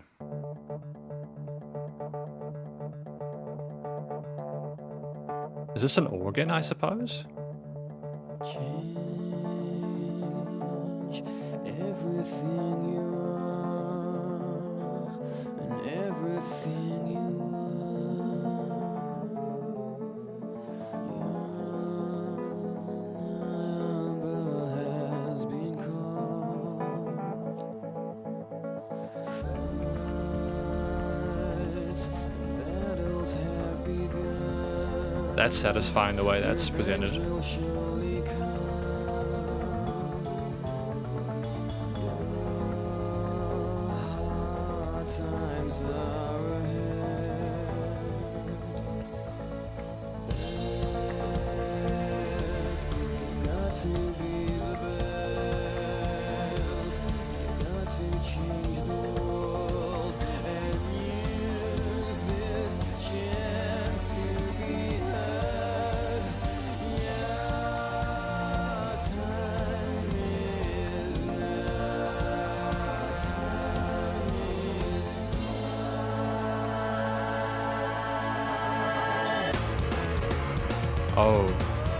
Oh, fun.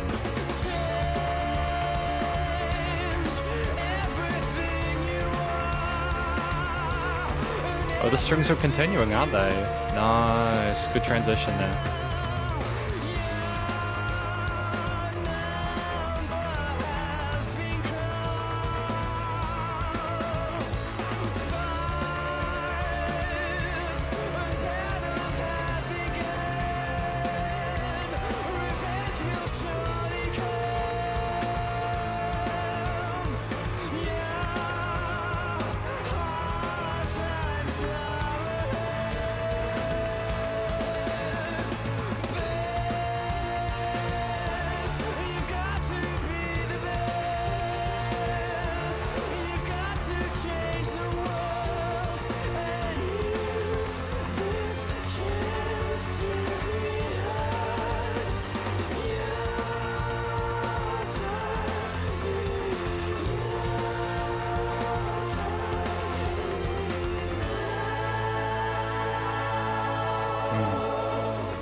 Almost Queenish in regards to those harmonies there.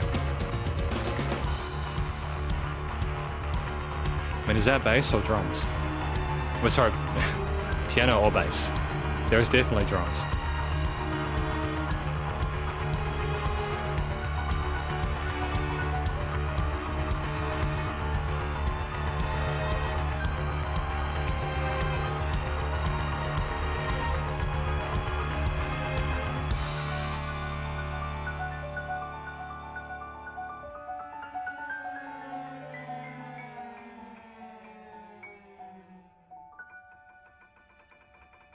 Ooh.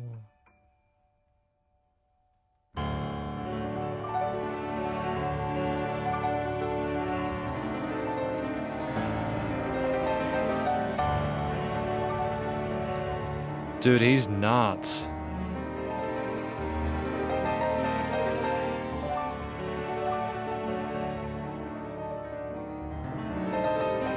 Oh.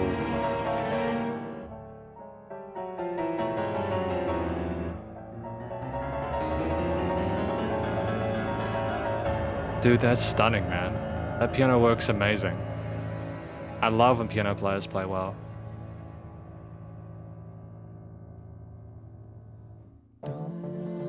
See, this is legitimately a sick track, dude. Like, what was that, right? Let yourself go. Your last chance has arrived.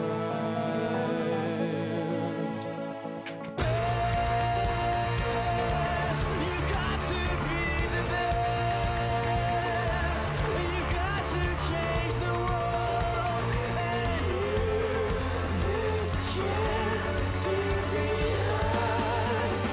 Your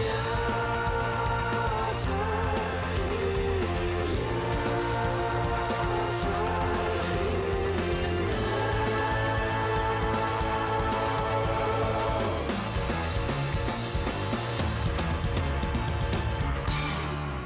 Sick track. Really interesting. I loved that piano solo that he had in that later section. It was just fantastic to really sort of highlight the expertise on the keys. Because we'd had keys being kind of minimalist up until that point. Like, there were some really sort of quirky, fast synth parts and some sort of like electric key and organ parts. But just, there was just a flurry there. It was phenomenal. I enjoyed it. Butterflies and Hurricanes, track number 10 off of this album. Butterflies change everything you are and everything you were. That makes sense. I can kind of understand and imagine how that is going through some sort of metamorphosis, I suppose. Your number has been called, fights and battles have begun. Revenge will surely come. Your hard times are ahead. You got to change the world and use this chance to be heard. Okay. So I think maybe the hurricane is the fight you're going against as a butterfly, if I'm not mistaken. Maybe the hurricane is the literal existence you have and you're trying to fly your way through it as a butterfly. Okay, I get it. So like this is like a butterfly going up against the world, going up against the hurricane, trying to sort of like make a move and sort of trying to get their way out of what they went through with Blackout there. It's like a reaction to the kind of the realization with Blackout that life is not finite. Like not infinite, should I say, and that they need to go towards trying to make a better life for themselves immediately and to not take it for granted. So that's cool. So I think with that out of the way, the vocals within this track are sensational. You know, as per the previous, like there's been no weak performances on the mic at all. Like there's interpretations, or rather there's variations of what we've heard before. So like we've got comfortable combinations of vocal harmonies or different layers there, especially when I spit out on the sides there and sound huge at the moment. I mentioned like your time is now. Oh, maybe I'm just tripping, but there was a part where like the vocals got really wide and they sounded huge and lush. And it's something that we do well here. We can just navigate through our range effortlessly.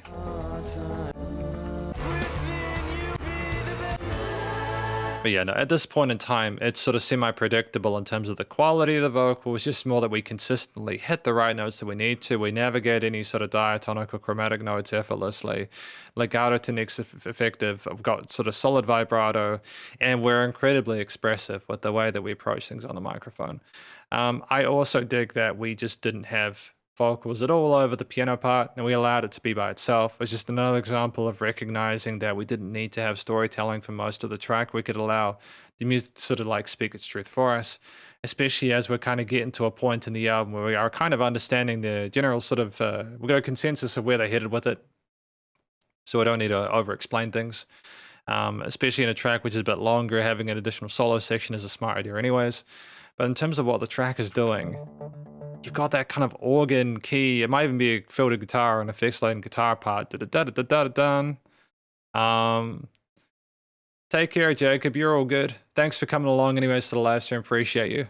And thanks for the recommendation to check out this album. Yep, you're welcome. Rest well. It's a sick album. Like, I like the organ at the start though.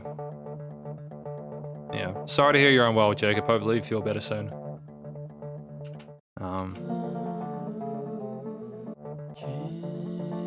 But just like the way that it's kind of so active, but it's like a relative kind of pedal note thing for everything going on top of it. The vocals come in that quiet, but because of the dynamic range within the recording there, things are allowed to breathe. And you've got like the rides tippy-tapping over there as well, nice and quiet there, which just illustrates the attention to detail in regard to allowing things to breathe. and you have the strings continue on from Blackout, which I appreciate. It's really nice to have that, you know, to have that continuity of those tones and textures after they've been introduced and established. And we have the strings kind of flurry and fluctuate and sort of dive and go up, and it continues with the piano part as well, to be fair. But you know, it's just great to have those things kind of rise up and that bell curve kind of ascend over time and get to a point where we really, the song is just full of life and vibrant. Even as we kind of go against some interesting sort of like alternate minor scales there, and there's a kind of a legato flow to the strings with a beauty to the way they're expressing themselves there, an alternate voicing to the piano that comes after it, you know. But there's such a sense of danger and menace to the bass as well in that lower end there, which I kind of appreciate. It's just, there's lots of things kind of pulling in different directions there. That when you get into that piano solo part, and it's so wonderfully played and articulate, things just kind of rise and fall in crescendo and pianissimo there. You've got these flurries and just so much energy and sort of personality behind it that when you do go back into the rest of the track, the outro section, it seems relatively tame in comparison. It's just an abrupt, oh, we've had our time with that mood and aesthetic and we're back to this now, you know? That dun-da-dun-da-dun-da-dun, those on beats and syncopated key parts and how they accent despite the compression of the post-production there is just kind of neat there. But there's a lot of really smart songwriting going on within this track, to be clear, you know, to preface anything going forward. It's just almost impossible to navigate the 100 individual ideas and to really sort of establish them individually. It's just, you've got to have multiple listens through each of these tracks to really sort of appreciate their value. But those kind of like little nuances and little kind of bits of fun, like those kind of like hi-hat or ride hits there, and the speed there, their proficiency is just it's a subtle thing.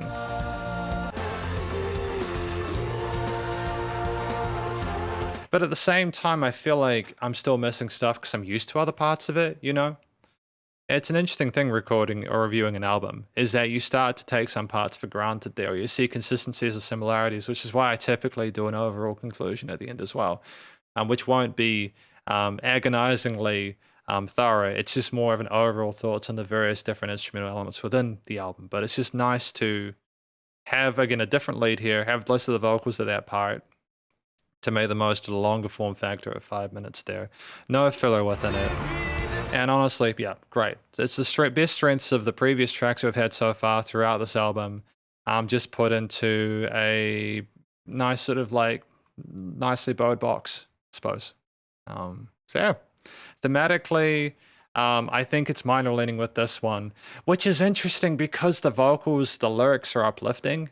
It's kind of weird though, when we're kind of going for something kind of more downtrodden with the lyrics, we end up with some of the happier keyed oriented chord progressions to like sort of soothe that angle of it. But then we have tracks like this, which are effectively more uplifting and sort of like emboldening. And then you would have, you know, the minor leaning part. It's almost like the danger is suggested by the music, but then the lyrics are the thing kind of like letting you to be trying to motivate you, so to speak. It's interesting, contrast and juxtaposition there. But yeah, no, wonderful combination of elements nonetheless. Nice use of diatonics and chromatic notes there to sort of add a bit of further kind of like space and zest to it. And the studio recording, mixing and mastering across the board is great. It's nice to hear the keys and to have them presented in a way where they're easy to follow along with. They weren't choked in post by the compressors. Music surrounds you in the headphones, stereo field. Things are well niched, no weird resonant frequencies. Vocals aren't overproduced, they're nice and present with the vocals nice and wide in the mix when they've got those backing parts, and there's a sense of dynamic control from a actual performance technical perspective as well, which is appreciated. Nice and low bus compression, limiting is handled. To be fair though, the compression is a bit tight on this one. You know, like it could have potentially had more kind of push to the kicks, but that's okay. I get the feeling that most of these tracks are recorded in different angles and maybe mixed differently and then put together in an album. I'm not sure, but regardless, it's very, very, very cool. We got the small print track number 11.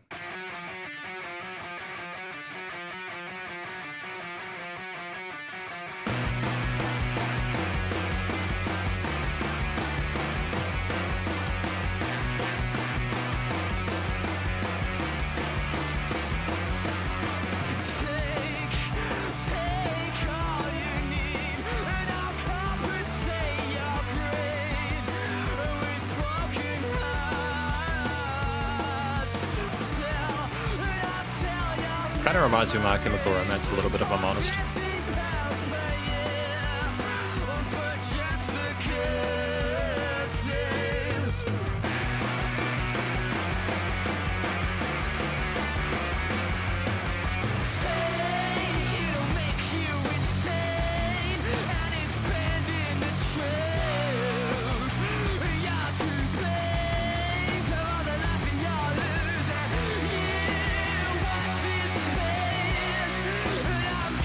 It's rock, man.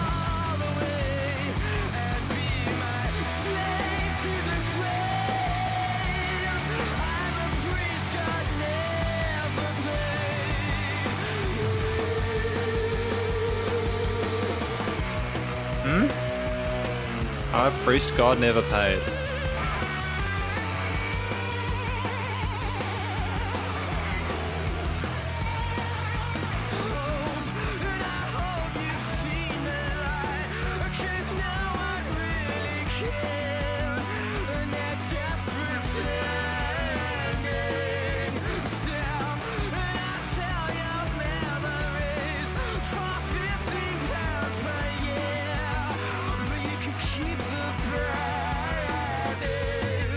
Oh, right, okay.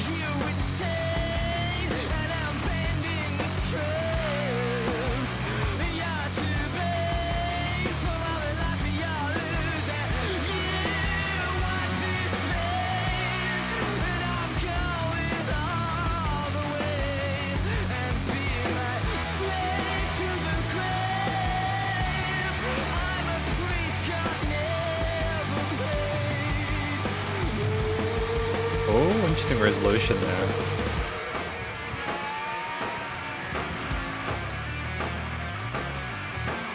Room mic.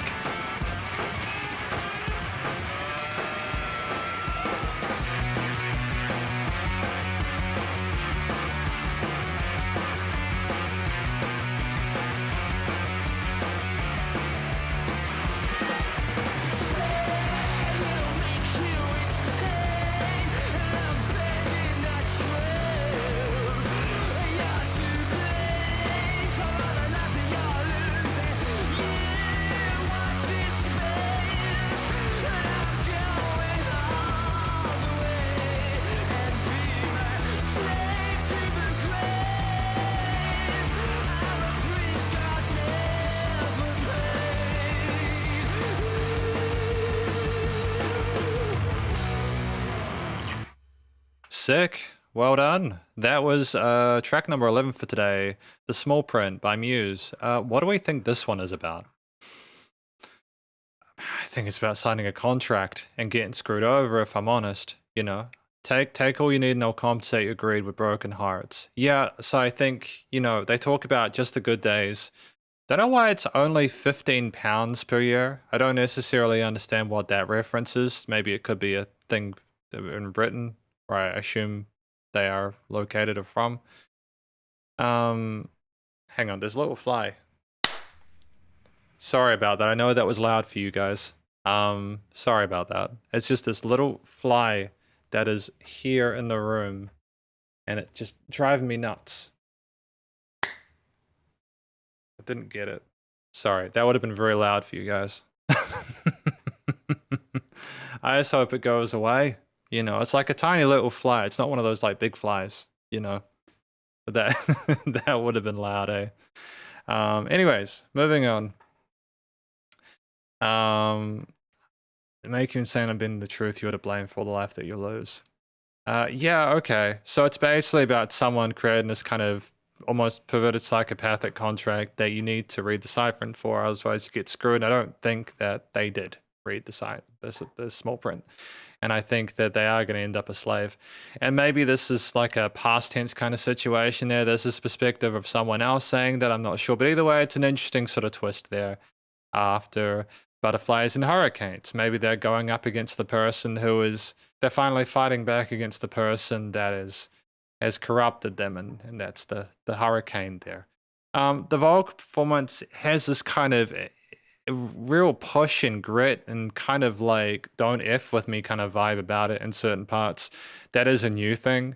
from what I've experienced so far with this album. Like, not necessarily unique, but it's just there was definitely this kind of real kind of feral nature to some of these parts where really kind of singing out the person as opposed to singing to them. And I think considering the subject matter, it's this kind of awful, kind of mucky ickiness there that justifies, I think, that kind of virulent nature to it. There's this kind of filthy guitar work that like lines up alongside it, and while we sing really neatly and have some fun sort of ideas and some overdubs for a bit of extra push in the chorus, like some of the other guitar parts kind of pushed, and different transfers to the choruses in previous tracks, it's more about, I think, the way that the guitar vocals interact with the other elements that truly makes this track special. You have this kind of this kind of guitar melody there that goes back and forth, up and down there, and it kind of sizzles away there, and it's very kind of dusty and gritty sounding. And you have the bass underneath in a similar kind of like identity to what we've had in previous tracks as well, so that's buzzy and kind of ferocious. And you have the guitarist come up as well, but later on there and kind of dance around the place. And it's very kind of confusing and kind of overwhelming, I suppose, in a certain extent, which is maybe what the process of signing this contract has been like. Nice use of sort of tom fills or snare fills and kind of drum transfers and stuff like that between parts, which is good. Drums continuing to be interesting and exciting as we push forward. But I like the double time there with the chugged power muted sort of power chords there on the distorted rhythm guitars there. They're just so not brutal sounding. They're heavy sounding, you know, in comparison to other parts we've had there. Just things to go a bit slower and a bit more kind of menace to them. You know, to kind of contrast some of the sort of like tremolo picked or alt picked kind of octave chords we have in other parts there with a sort of a kind of a hazardous glow to them. We kind of go between those parts there, and we do what's required in order to make it special and also be authentic to the mood of the piece, which is really this sense of innate animosity, I suppose. It's a relatively simple song compositionally. It's far less complex than previous tracks, and I think it was more meant to be a single than anything else.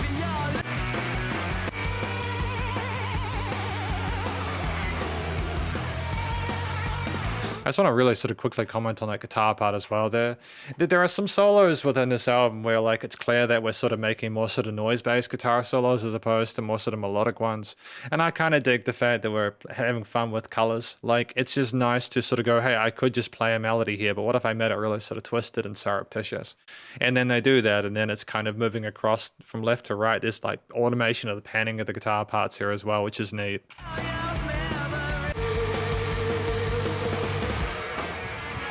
That, just as a closing comment, that part where like the drums come down, you got that room mic sound there. The room mic, for people who are not familiar, is when you're recording a band and you have a microphone that's away from the drum kit, and it's there to kind of hear the whole sound of it. Maybe it's got the room mic plus the drums, snare, and the kick there, just those three cymbals or three sort of like elements in the mix at that point.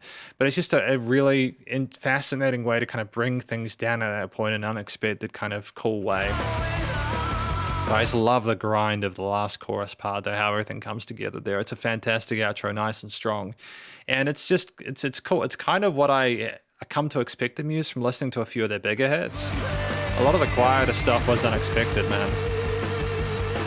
But just you've got this purity of the falsetto vibrato there in amongst the kind of breaking apart of those guitars there, and it's just a fantastic contrast. So thematically, minor leaning, because I suppose the kind of edge to this makes total sense for that. I like the fact that it's aggressive and sort of like trying to sort of overwhelm you and punch you in the face and kick your teeth in. It's what you need from a song like this. If it was kind of like happy sounding, gentle chords, etc., it just would be a bit depressing, I suppose. It'll be a bit kind of like, or a bit kind of desperate or a little bit sadistic sounding, you know. So I think that this makes total sense, especially as we're now the butterfly going against the hurricane. You know, we've metamorphosized or meant for higher horizons. And I think just evidently the studio recording, mixing, mastering continues to be tight. Again, I like the use of the room mics for that specific part where it goes down a little bit. I thought that it was fun to have the automation of the panning of the lead guitar in that part post the first chorus. And it's just, you know, it's nice and solid with the unfiltered, unadulterated guitar tones that we have in different elements. So ultimately, that's quite well handled there. The small print by Muse, track number 11. We now have 12. Fury.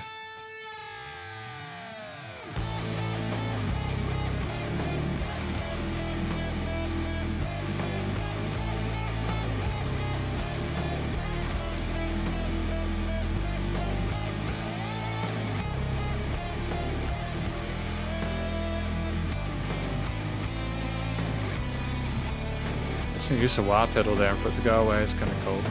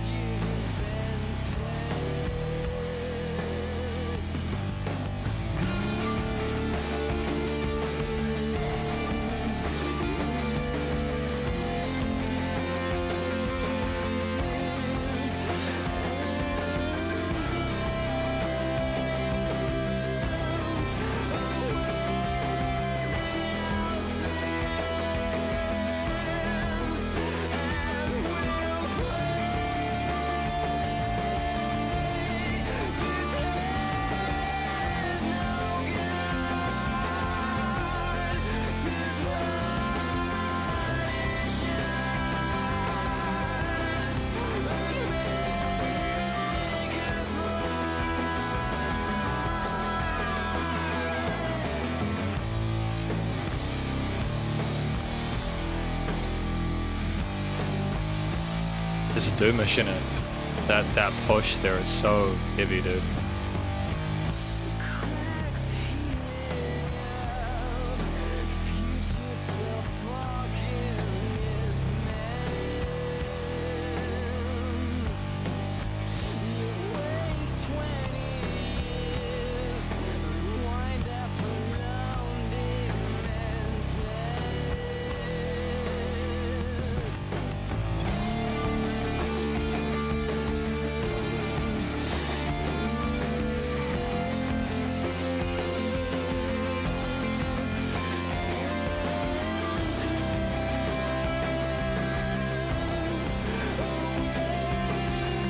It's well-rounded, you know, quite well-rounded.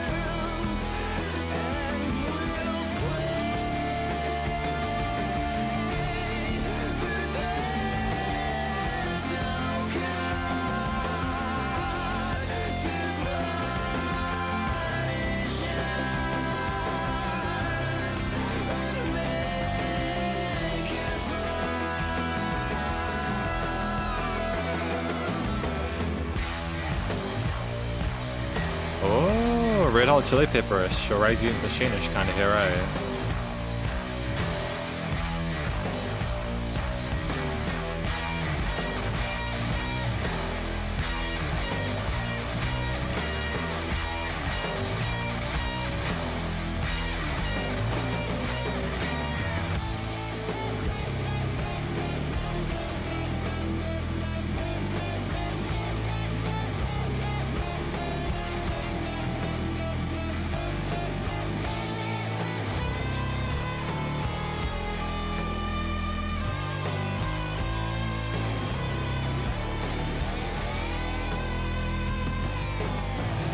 Tremolos.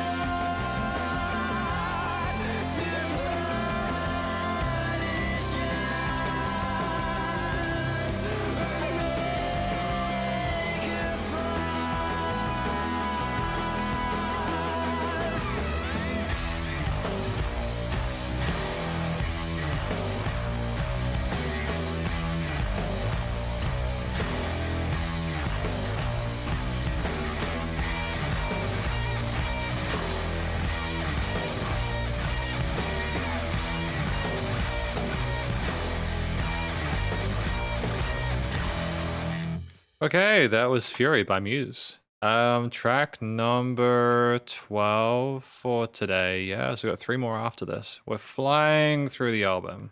This fly. You're so annoying. Go away. I tried to cover the mic. off. Sorry, I didn't realize that was still affecting the microphone. I thought if I covered it, it wouldn't happen. Okay, I'll stop doing that now. Okay, I'm clearly not going to win against the fly in this one. He's too quick. Fury, track number 12. I don't know why this is called Fury. I don't know why this is called Fury. Is this like a quiet fury that they have about the person and all those sort of inadequacies and you know, I don't know. Are they worried about God being angry with them? You waste 20 years and wind up alone demented? I don't know, man. Breathe in deep and cleanse away our sins, and we'll pray that there's no God to punish us and make a fuss. Is this about Catholicism and like, what's the word? The thing where you kind of admit your sins or something like that. Is that basically what this is? Confession, right? The confession thing. I'm not sure. I don't know. Your self-loving soothes and softens the blows you invented. So clearly it's someone who's imagining sins committed against them, and they're like, they're just like struggling with it, and they're tolerating us. Okay, so hang on. Is it that there is a God and they're doing something, and then we are having our sins cleansed, and then we'll pray that there's no God to punish us and make a fuss? It's almost, are we saying that God has made up these sins just to be angry with us, and that we need to pray in order to be resolved? Is it a contradiction or like a complaint against religion? Is that what this is? This is interesting. This is interesting stuff. The vocals in this are pleasant. If I'm honest with you, like I kind of zoned out a little bit. It's like, I think it was just a little bit slow for me. So I was enjoying the way that the guitar sounded and everything like that. And I thought the kind of Rage Against the Machine is kind of wow kind of guitar sounds with the wah pedal and stuff were fun. But I kind of zoned out of what was going on with the vocals. I just didn't find them as interesting.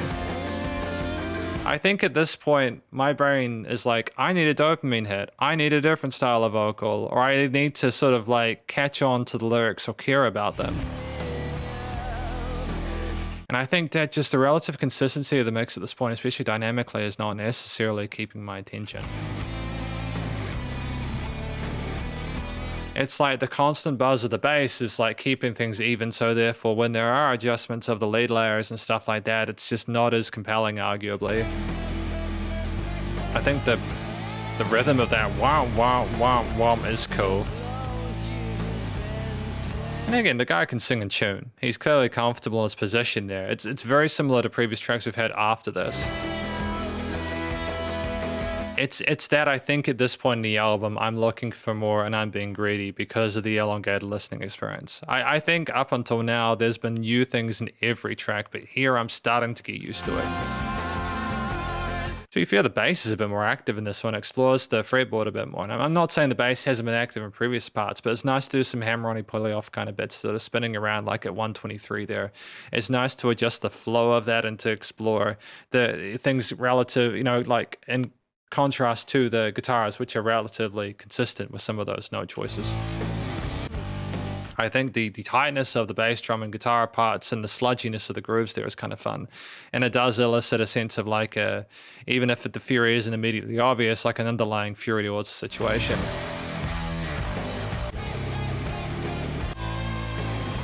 And it's a shame because there is a solo section here, but I just completely zoned out of it.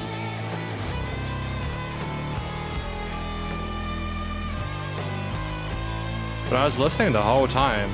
It's almost like because it was part of the ether, I just didn't find it as stimulating. It's like we almost maybe needed to kind of spread the guitars out around the sides of the stereo field a bit more to have less of the bass in the center there. It's like a constant anger or fury that we feel. Fun tremolo tricks. I mean, I remember mentioning that when I heard it, so I was listening to it. And I think the lead guitars you have in that later part there on 420 are fun there. They mirror some of the movements that the bass was doing earlier. So it's nice to have that kind of awareness and communication between those in regard to that.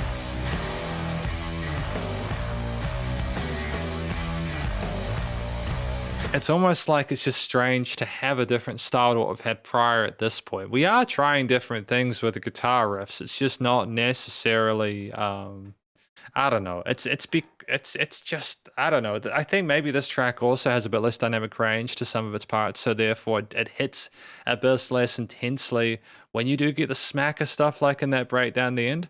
I think Hysteria had a bigger and more kind of impressive sounding outro breakdown section to it than this.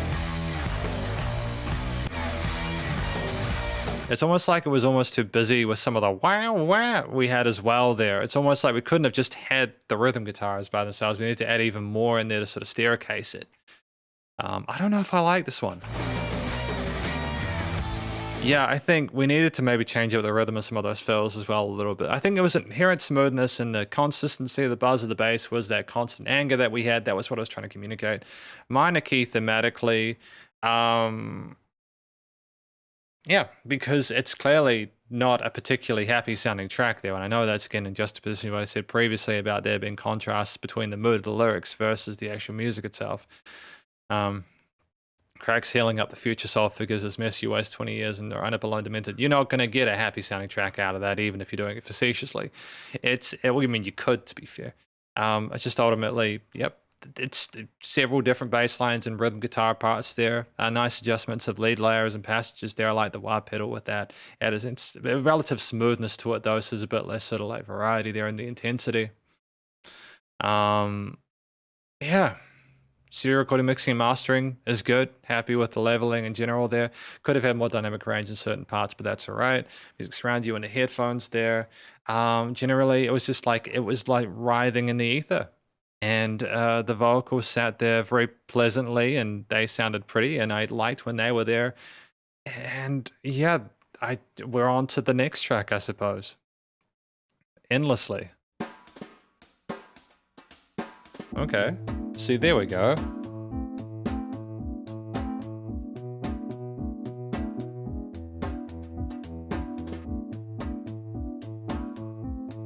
Different sounding snare drum as well, which is kind of fun. Or we're using brushes potentially.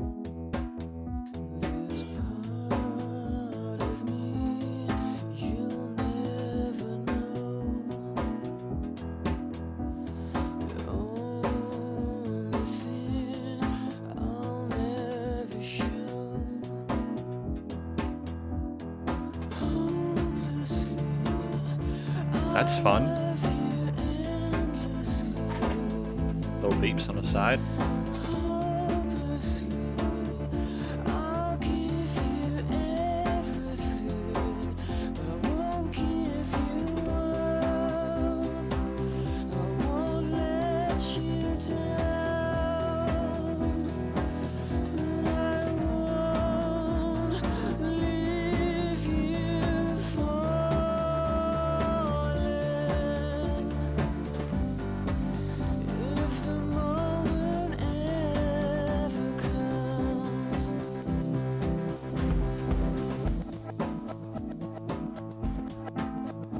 Reverse takes. I mean, it's a fun rhythm idea, symmetrically panning wise as well.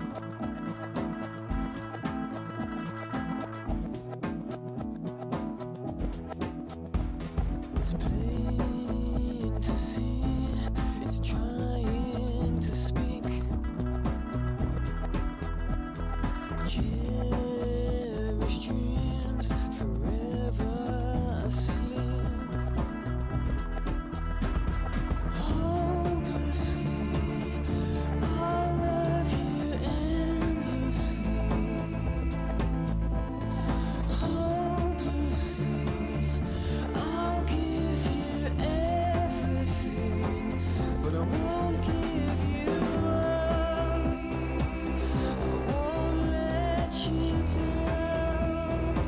It's a St. Angus snare tone, I think.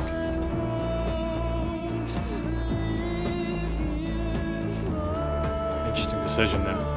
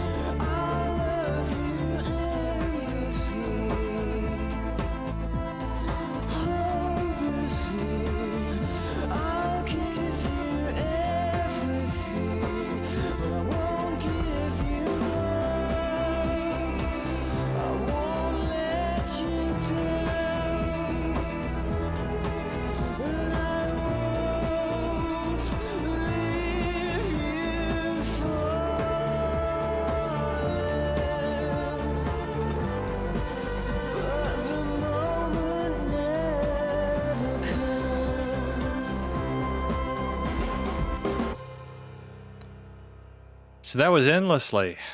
Track number 13 for today, I suppose. Yeah. All right, let's talk about this one. What is track number 13 about? So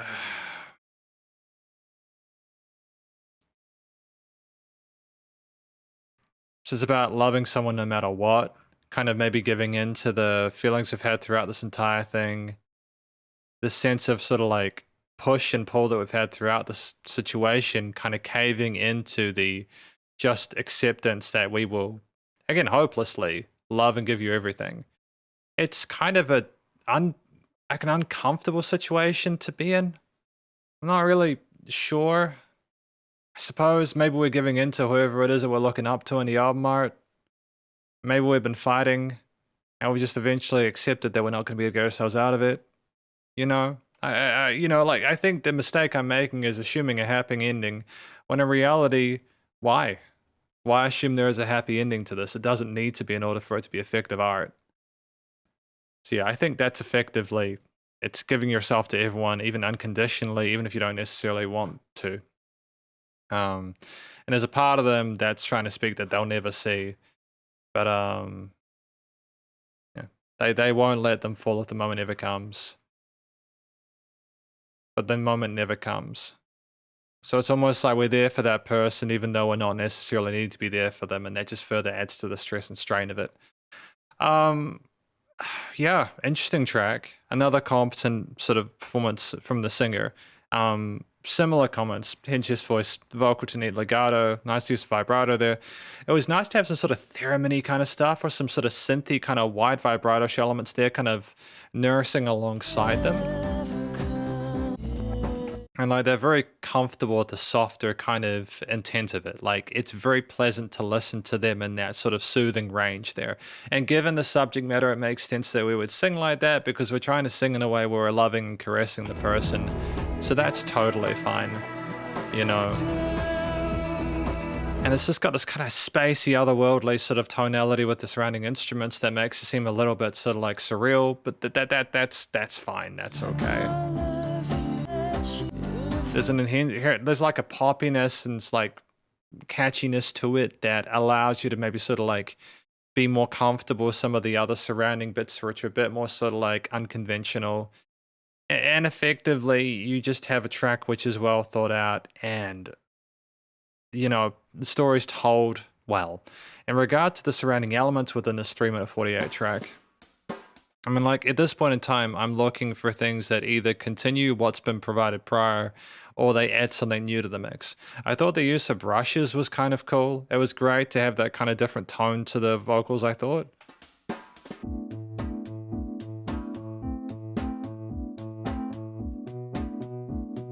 And you've got that kind of dryness to the snare that we haven't had in previous parts, which is kind of neat. In the sense that like it's just a different interpretation of the percussion and you're switching things up at this change just to kind of keep things a bit more sort of surprising. You have the organ as well going between different sort of like chords and sort of intervals, and that's a fun kind of idea to kind of roll with it, an eighth note groove. It instantiates that pace to it.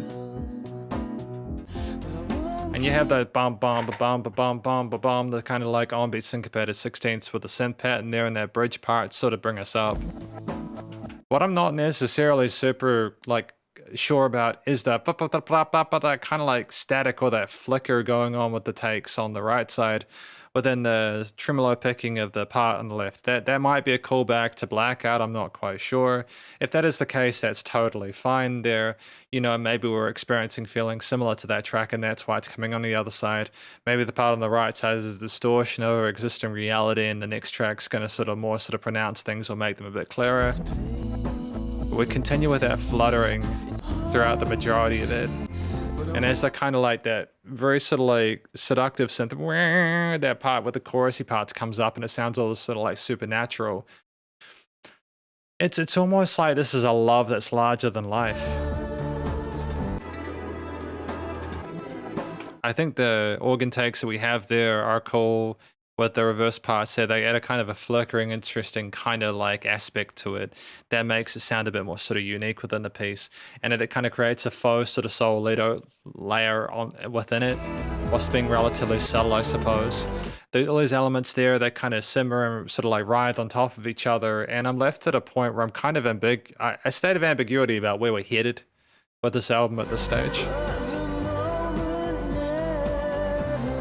And it's a major key thematically, so it ends and resolves really neatly there. Maybe it's a good thing that the moment never comes, that we aren't really needed like this. Maybe we're trying to sort of get out of the kind of like the field we're in and try and find a clearer identity. I'm not sure, but regardless, it's interesting music. The variety of different drum grooves, bass lines, guitar parts, and key and synth elements there decorate the mix well, harmonize neatly. And with a major leaning to the piece, I suppose we're just happy that we're still a part of this person's life. It's like a love song, but for like aliens, I suppose. You know, that's my kind of interpretation of it, which kind of, especially with the mentions of religion and sort of like the supernatural, kind of like the alien sort of like album cover and everything like that. I think it's larger than just what you might take it at face value as literally a love song for like a boyfriend or girlfriend or whoever, you know. Ultimately, it's just a very kind of like vanilla song outside of the weirdness and quirkiness of certain elements there, but nonetheless, you know, an effective experience. The major leaning makes sense considering the subject matter.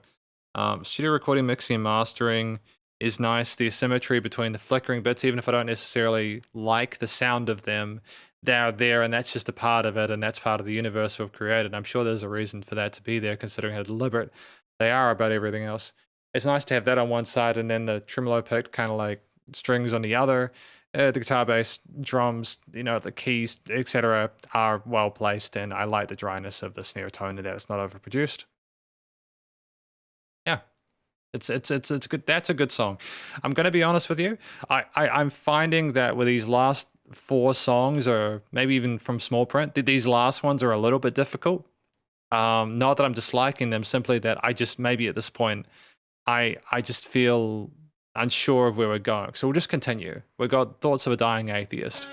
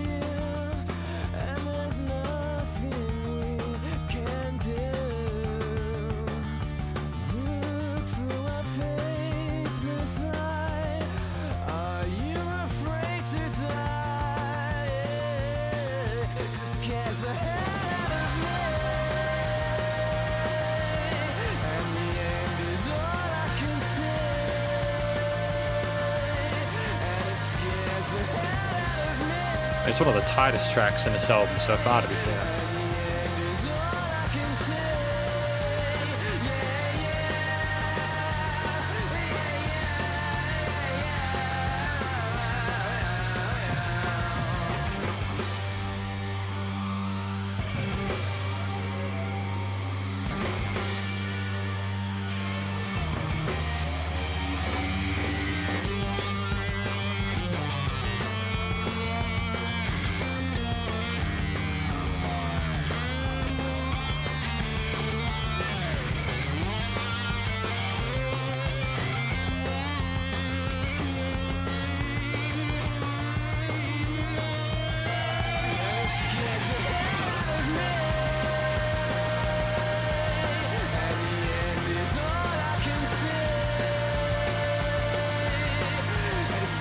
the hell out of me.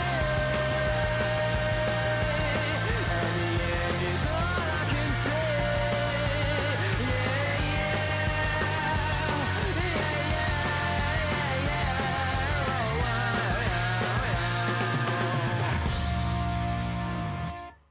So I'm going to talk about something at the end. I figured out why I'm a little bit ambivalent on Muse as a band. And it's not, we'll talk about that in the post conclusion, as it's something I want to sort of like give context in with everything else said before it.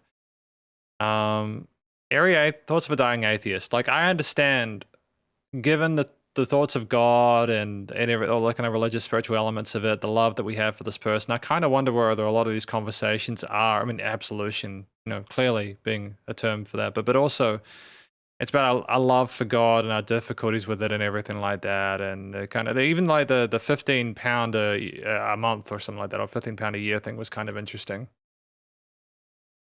Can you stop? Can you go away? Can you go away? Go away. I'm gonna have to like spray some stuff around my Monstera because my Monstera has these little flies that are around the place. It's very, very annoying. At least they didn't clap into the microphone that time. I trapped it underneath my pillow. You won't see your memories. Yeah, I get it. I heard your sigh floating between where our worlds collide. I think it's about someone realizing, oh, this is actually it. If I don't believe in anything beyond, you know, if I don't believe in anything religious, this is just it. This is all there is, you know. I know the moment's near and there's nothing we can do. Look through a faithless eye. Are you afraid to die? It scares the hell out of me. Yeah, exactly. It's about that, effectively. Because all you can see is what you have at that point if you don't believe anything afterwards. And that's the difficulty. One of the difficulties, I think, for people who are atheists is that, yeah, that is it. So, I mean, personally, for me, I'm agnostic because I just don't know. But we're going to get there when we get there, right? I figure I'm just being a bit cheeky, double dipping, but you know, the track itself, there's this kind of snark that we have on the mic, and it's like nothing that's inherently wrong with the vocal style or technique, because we're incredibly competent with the way we hit our notes, and I like the mixtures, different tones and pitches and shifts and transitions we do. I like the vibratos and legatos and other articulations and tails and stuff like that. It's just rough because after listening through an entire album of Muse at this point, I listened to his vocal timbre is like kind of, there's this kind of, bearing in mind that like I sound like that a bit. You know, I own that. No, I don't sound like him. He can clearly sing. It's just more that I know that I have a bit of a kind of thing to my voice. It's just more that at some points it's pronounced, and that kind of edge is fine. But at some points in this album, we've really played into that kind of spice of it, and it's almost been a little bit kind of grating. You know, which is an unfair comment because he's a fantastic singer and he's got great technique. It's just his natural sort of pipes, you know. But I think, you know, in an absence of like any sort of like actual constructive technique complaints or critiques or anything like that, and with a similar sort of like approach to the delivery of these lines and words as previous tracks throughout the album there, we can safely say that the vocals are continuously on point, you know.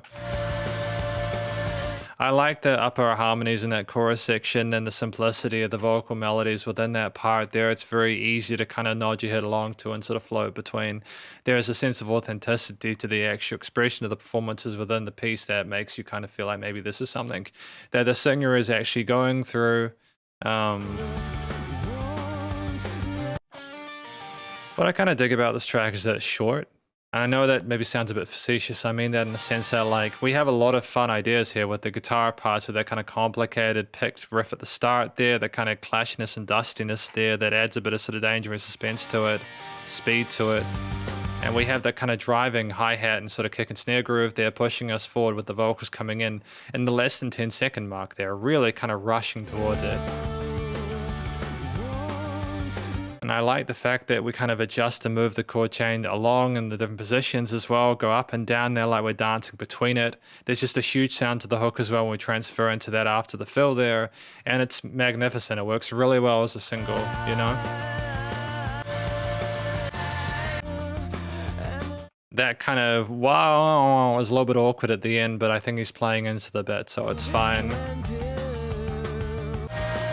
Nice sort of drive to the bass as well underneath there, kind of riding out those root notes. That's really cool. Relatively straightforward there, I think. And there's that fun kind of pre-solo bit there where you have the different guitars like flanging and kind of writhing and wriggling around on either side before you commit to that solo section. And you have this kind of twisted, dementic, robotic kind of like soundscape that is portrayed immediately when that guitar comes in there, and it's absolutely monstrous. It's so spicy. It's almost like it's just a palate cleanse, and then we're back into that chorus after that. There, we're out.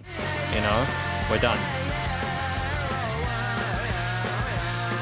It's an interesting track because it's like the title is almost more complicated than the vocals, than the lyrics are. You know, we've got a relatively straightforward short story for something where we didn't want to explore it any more than this, because almost like it was a catchy poppy situation there, like dying was meant to be a fun thing. I'm not sure how to sort of interpret it, but regardless, still, I mean, instrumentally compelling there, tight performance without a note out of place there.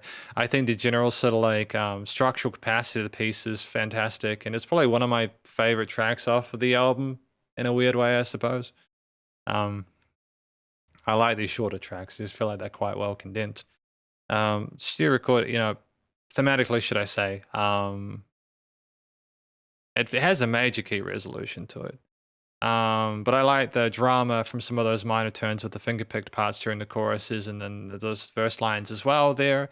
I like the fact that we play with expectations and don't commit to one sort of way or the other. There are some extensions there that add a bit of sort of emotional sophistication and nuance to it, which is good.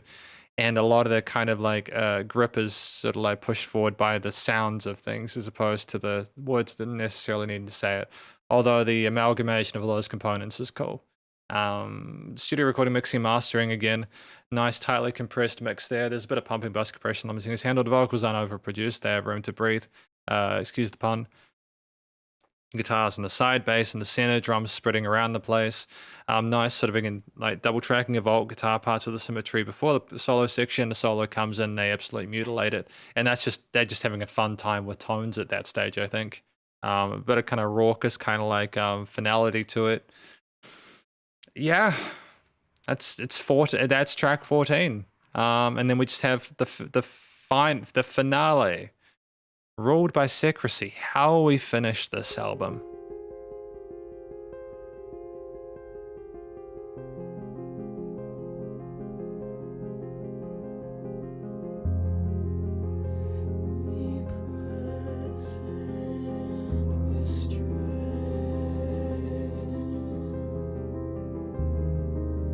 Okay, that progression I recognize.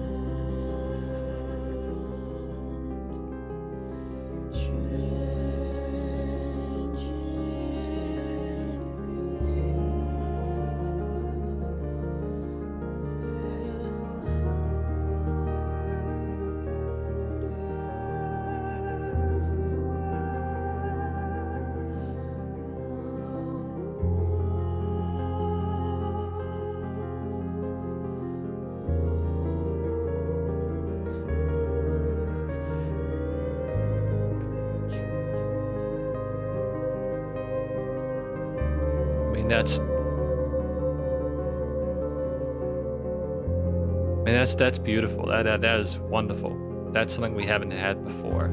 That kind of delicate nature to it.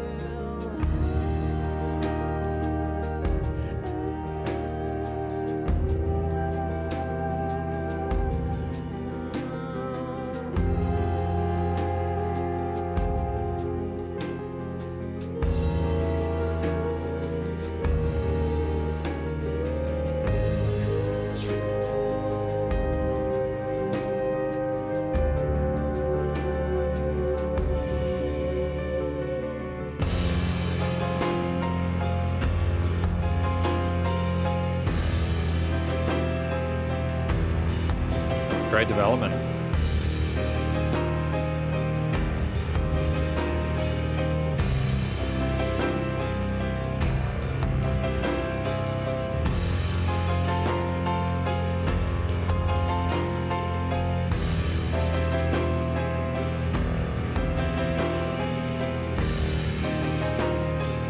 I like that transition better than the first slot. That was very kind of weird.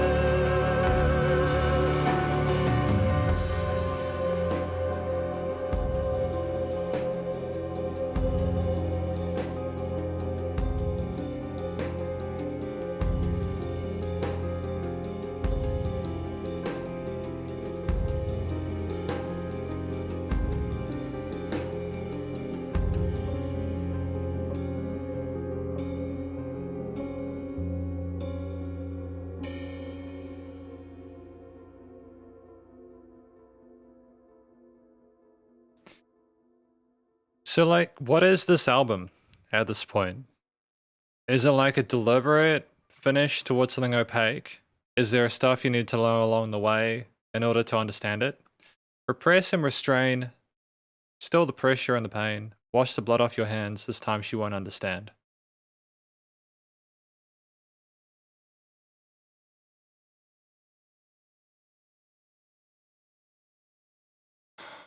Why, man? What is this? Ruled by secrecy. So is it that by dying as part of absolution, you'll create the change and then no one will know who's in control? So is it almost like you're killing the god that you are stuck with and then you'll die or leave, but then no one will know who's in control?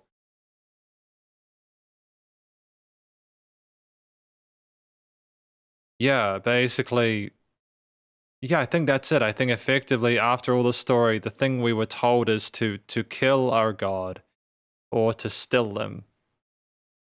And as we pass away or we fade into another universe or alternate reality, we are left with having left the reality that no one knows who is in charge now, who the leader is. So okay, so I'm gonna think about this more before we go into the final overall conclusion. But with that in mind,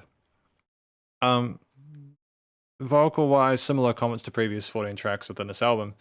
What I will add is his falsetto in those incredibly high parts is absolutely angelic. Clearly stunning singer. Incredibly proficient in terms of their vocal technique there.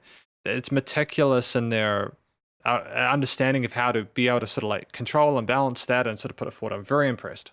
TLDR, I'm very, very, very happy with how we sung. It's very cool.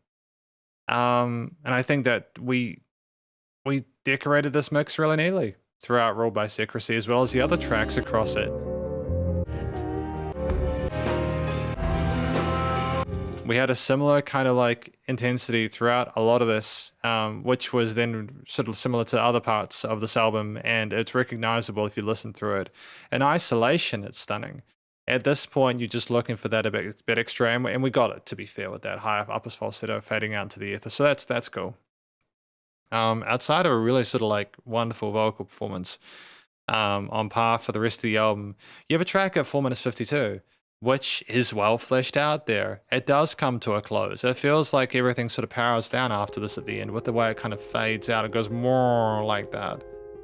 You have the piano at the beginning there with a rather sort of like ambiguous arpeggio and piano line there. I think both hands are doing two different things, different rhythms or meters there, and it's nice kind of following along with those to the point where I almost got distracted from the vocals during that part.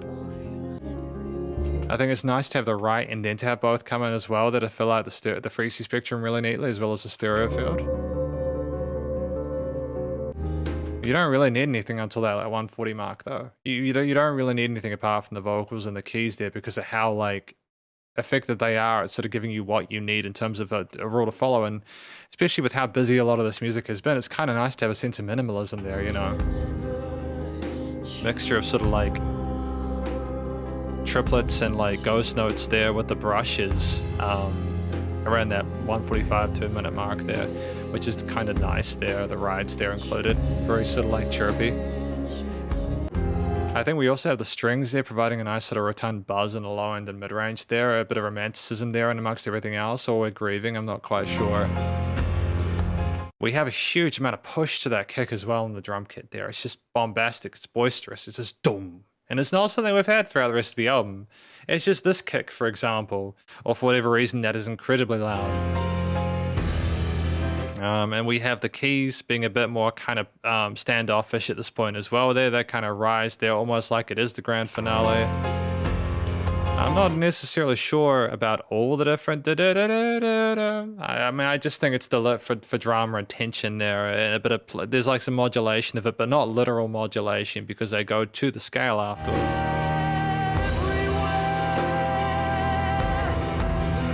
I understand why there wasn't guitar or bass in this, if I'm not mistaken there. I don't think we needed to have like that extra kind of intensity or oomph from the low. The sides there was more sort of key ballad-esque, you know. Yeah, we finish with the keys, we finish with the drums, we finish the vocals kind of like consoling us and setting us out, and just honestly, it's a smooth ride. I feel like I should be saying more about this, but there's this kind of one main sort of theme that kind of revolves around a few set chords. The drums reinforce by offering a sense of groove later on to the piece there. And I think that it's great to have the dynamic range for that kind of big the big keys to come in around that mid range. It's cool. It's just in terms of the amount of sort of compositional diversity we've had as opposed to previous tracks, this is a bit more minimalist. I think it's the final kind of like standoff, which is interesting because it's one of the longest ones off the album. It was kind of have a little bit. Sorry, it was nice to have a little bit of kind of clashing of some of those keynotes at the end there with the ride slowing down. I'm just at a loss of where we're at with it. Maybe it's meant to be that way deliberately in behalf of Muse with the album. Either way, it's cool to have heard the finale of this and to understand the wider concept. For sure. Absolution by Muse. Thematically minor leaning with that track, you know, ruled by secrecy there, minor key. We're not going for a necessarily happy thing. There's a sense of loss across the entirety of it there. It's very kind of slow and sort of self-aware and gentle in parts there, like we're grieving something, but at the same time, it never lifts out of it. And just things wind down in a way which is almost, it's not sarcastic, but almost cynical in a certain way. You are left wondering if you've missed something because of how academic some of it is.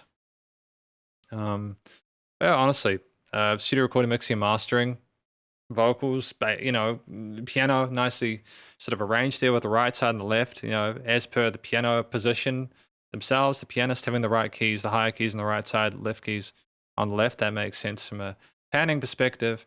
The guitar, the piano, should I say, having dynamic range as well, getting louder when it needed to was good. The mix wasn't choked.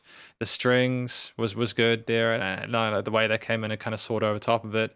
And again, we had some more of those dry drums as well, with a really kind of doofy kind of bass there for a bit of push and sort of range or differentiation with the kick tone.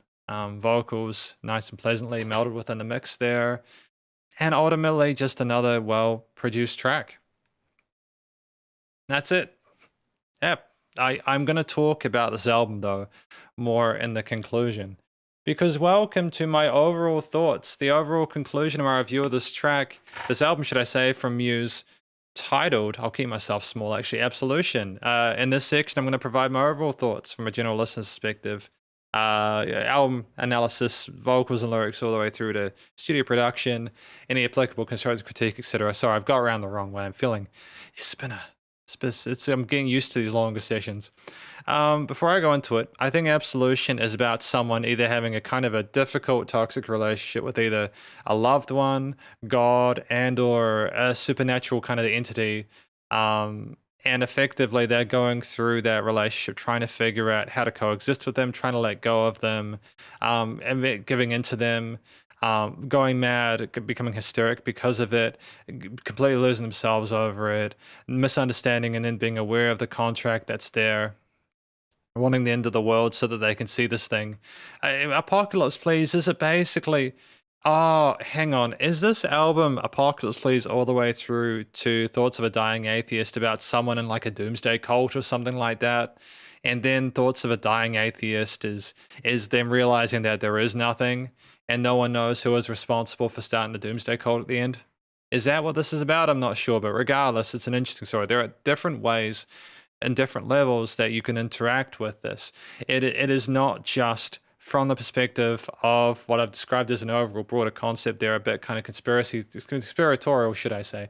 You can compare it to interpersonal relationships. They've left it open enough, which I think is quite sensible for people to experience it different ways. The singer Matthew Bellamy is quite articulate. The imagery within it is both accessible, but also you can go as deep as you want with it. Fantastic vocalist, very comfortable in the hidden chest voice, phenomenal vocal technique, uses their lower range, bit of vocal fry, falsetto, wider harmonies there, legato, wide vibratos there. They know when to allow lead instruments to have their time in the sun, and ultimately it's just a tremendous performance all around by them. I'm really satisfied and stoked that I got to listen to them sing.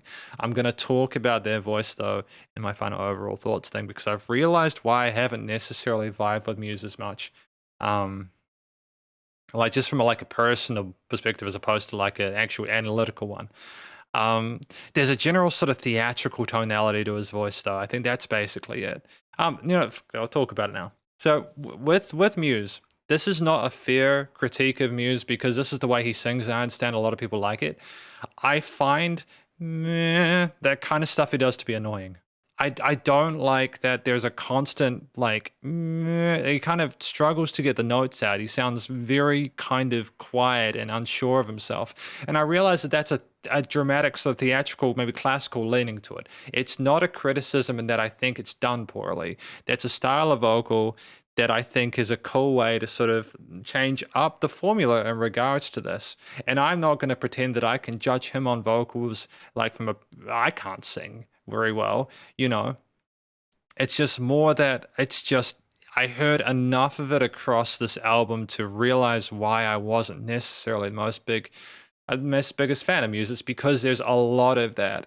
I like the stuff where he's a bit more punchy, but then there's also this kind of tonality to his voice as well, where he's a bit kind of like in his upper range and there's a bit of a resonance in that part, and it just kind of kind of rubs me the wrong way from a general listener's perspective thing, as opposed to, again, I know he's clearly successful. It's not me saying it's done poorly. I just don't personally vibe with it. So I mean, I can appreciate the effort and the technique and all that kind of stuff without necessarily liking how it sounds.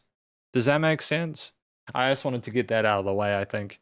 So now that we've potentially upset some members of the internet, I think that structurally these tracks are fairly sound. There's a wide variety of different instruments. I'm just going to talk about the ones I remember off the top of my head, because each of these tracks there's a few shorter tracks like intro and interlude, where intro was like marching up and getting ready for the final kind of battle. Interlude was more about kind of fuzz and distortion, uncertainty and blur, and kind of grittiness and gristledness, and that was kind of neat as well, with the distorted guitars and everything. It harkened back to previous ones and let you know what was coming in with the stereo, so that was totally fine. But a lot of these tracks had verses and choruses and some interludes and some solo sections. There was some sort of grand piano solos there. There were some guitar solos there. Some of them were more sort of noisy ones with the fix chains. I like sort of demented flanging, kind of crispy wow kind of stuffs. Other parts were more sort of like I think was it Butterflies and Hurricanes there? There's some tracks here that just had extended, or maybe Stockholm Syndrome. I'm not sure. There were some songs where we had sorry, I realized I was actually recording then as opposed to doing a video. I could edit that pause out. The internet dial-up sounds.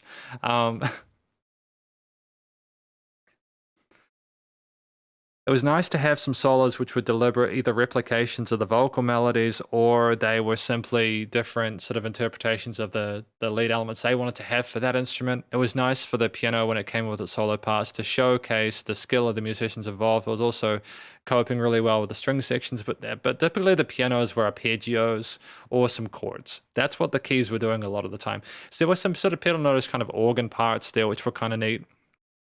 Some of the synth parts were more sort of groove oriented with some pads with whole notes, and other parts a bit more perky as rhythm devices.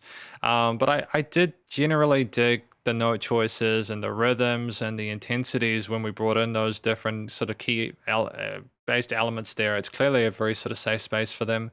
I also thought the variety of different guitar tastes, including the fingerstyle, cleaner guitar parts there, some of the bar chordal, funkier elements there, the power chordal there, the octave chordal elements there, the other kind of like unison bend and sort of like jagged kind of leady stretched ones, even the tremolo picking parts for the most part. I didn't necessarily always like the tremolo picked elements, but like a lot of them were quite good.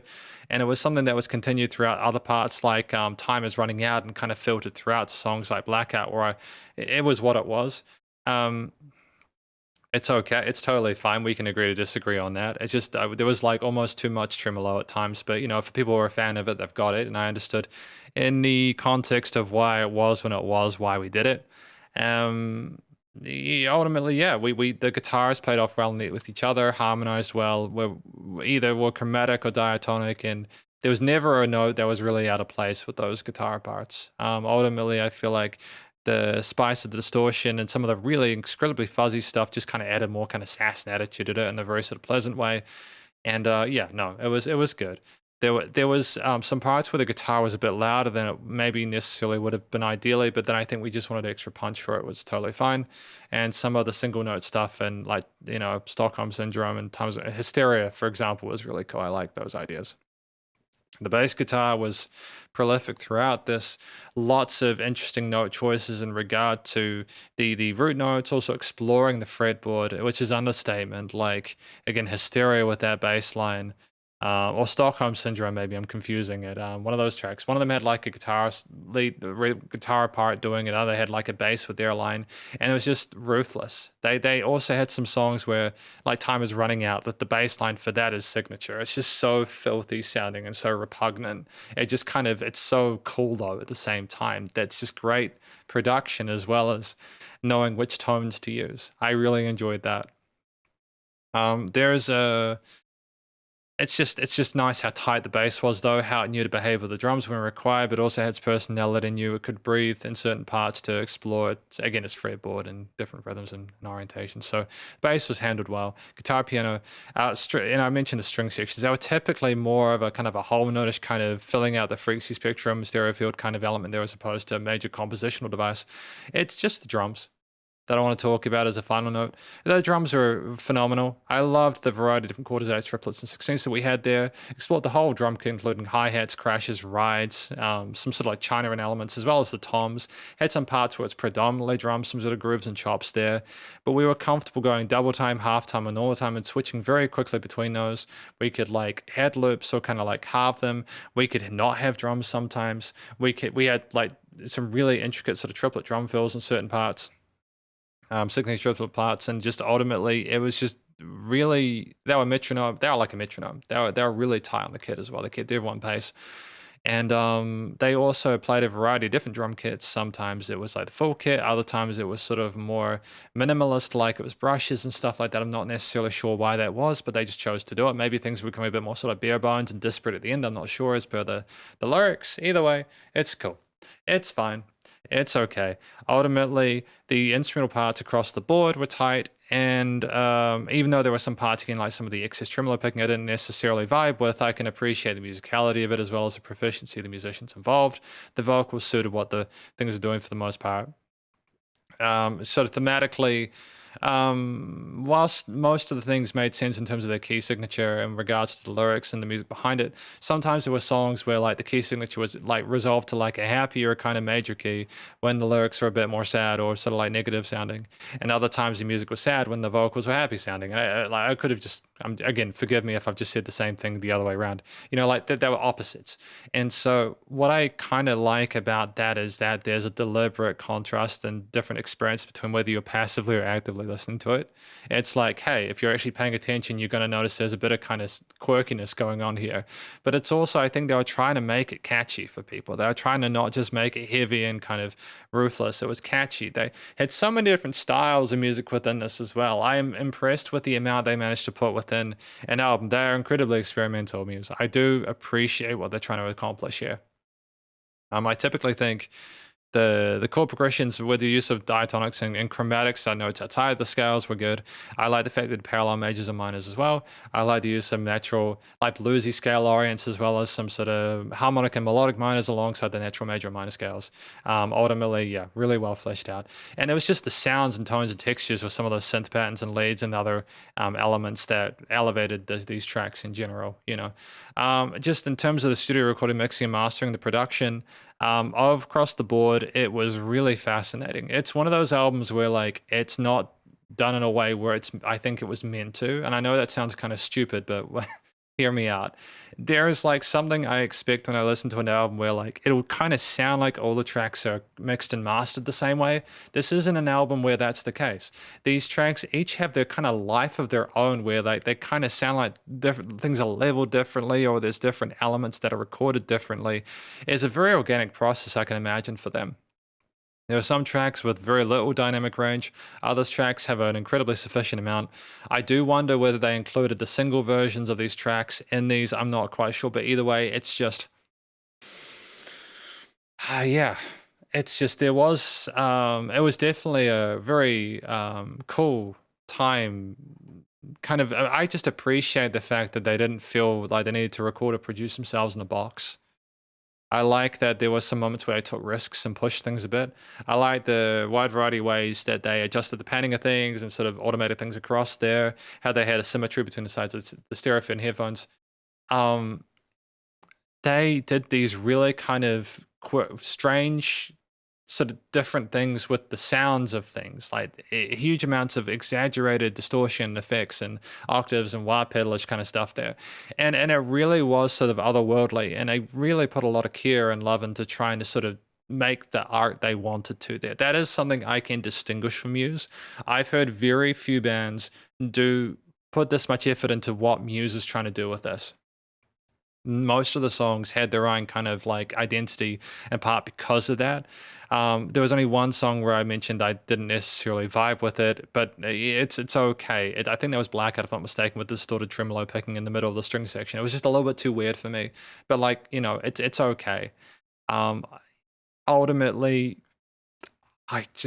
yeah, it was well produced. Leveling in general was pretty good. The vocals were always present. They weren't overproduced. There was distortion and echo and reverb and compression on them, but Matthew Bellman can clearly sing. Guitars, bass, drums, keys, you know, etc. All well presented in the stereo field, and nice and loud bit of pumping, bus compression, limiting is handled, unless there was no pumping at all, because things were really smooth and glued out. Yeah, Absolution by Muse. A playable constructed critique, it just was about the tremolo picking with the string section stuff. It just seemed a bit kind of off for me. I just felt like it was a little bit kind of distracting regardless, but it was quiet enough that it kind of was meant to fit in the ether anyway, so it's okay. It's difficult to find fault with these albums outside, like in a technical sense. From a final general listener's perspective, I just think it's like certain aspects of the voice that I don't necessarily like listening to. Certain ways that the lines are delivered or that we sing, just the tone of it is something I have an issue with. And that's not a criticism of their singing ability for the last time. It's not. It's just that I don't necessarily like how it sounds. I think also sometimes subjectively, there is this arbitrary pull to a major where it just seems forced, and I don't necessarily understand how it's necessarily helping us. I don't, but that's again, it's like, I understand that it was like the lesser of two evils, where maybe we were afraid if we'd gone for heavier elements there, we just, they just wanted to make this music, and I can hear parts that just organically do not work for me because I find it a little bit kind of awkward with some of the transitions. But maybe I just don't know enough about the background and the lore behind it to appreciate it. Nonetheless, I think that it's a great album, and I understand why we're listening to it today. Because just before we go any further, I want to thank Jacob Good as part of this, is because this was their SP Patron annual album review. For people that are signed up to the $12 per month tier on Patreon, you can, link in description by the way, you can get an album reviewed once per year under 60 minutes or under 20 minutes, 20 tracks in length.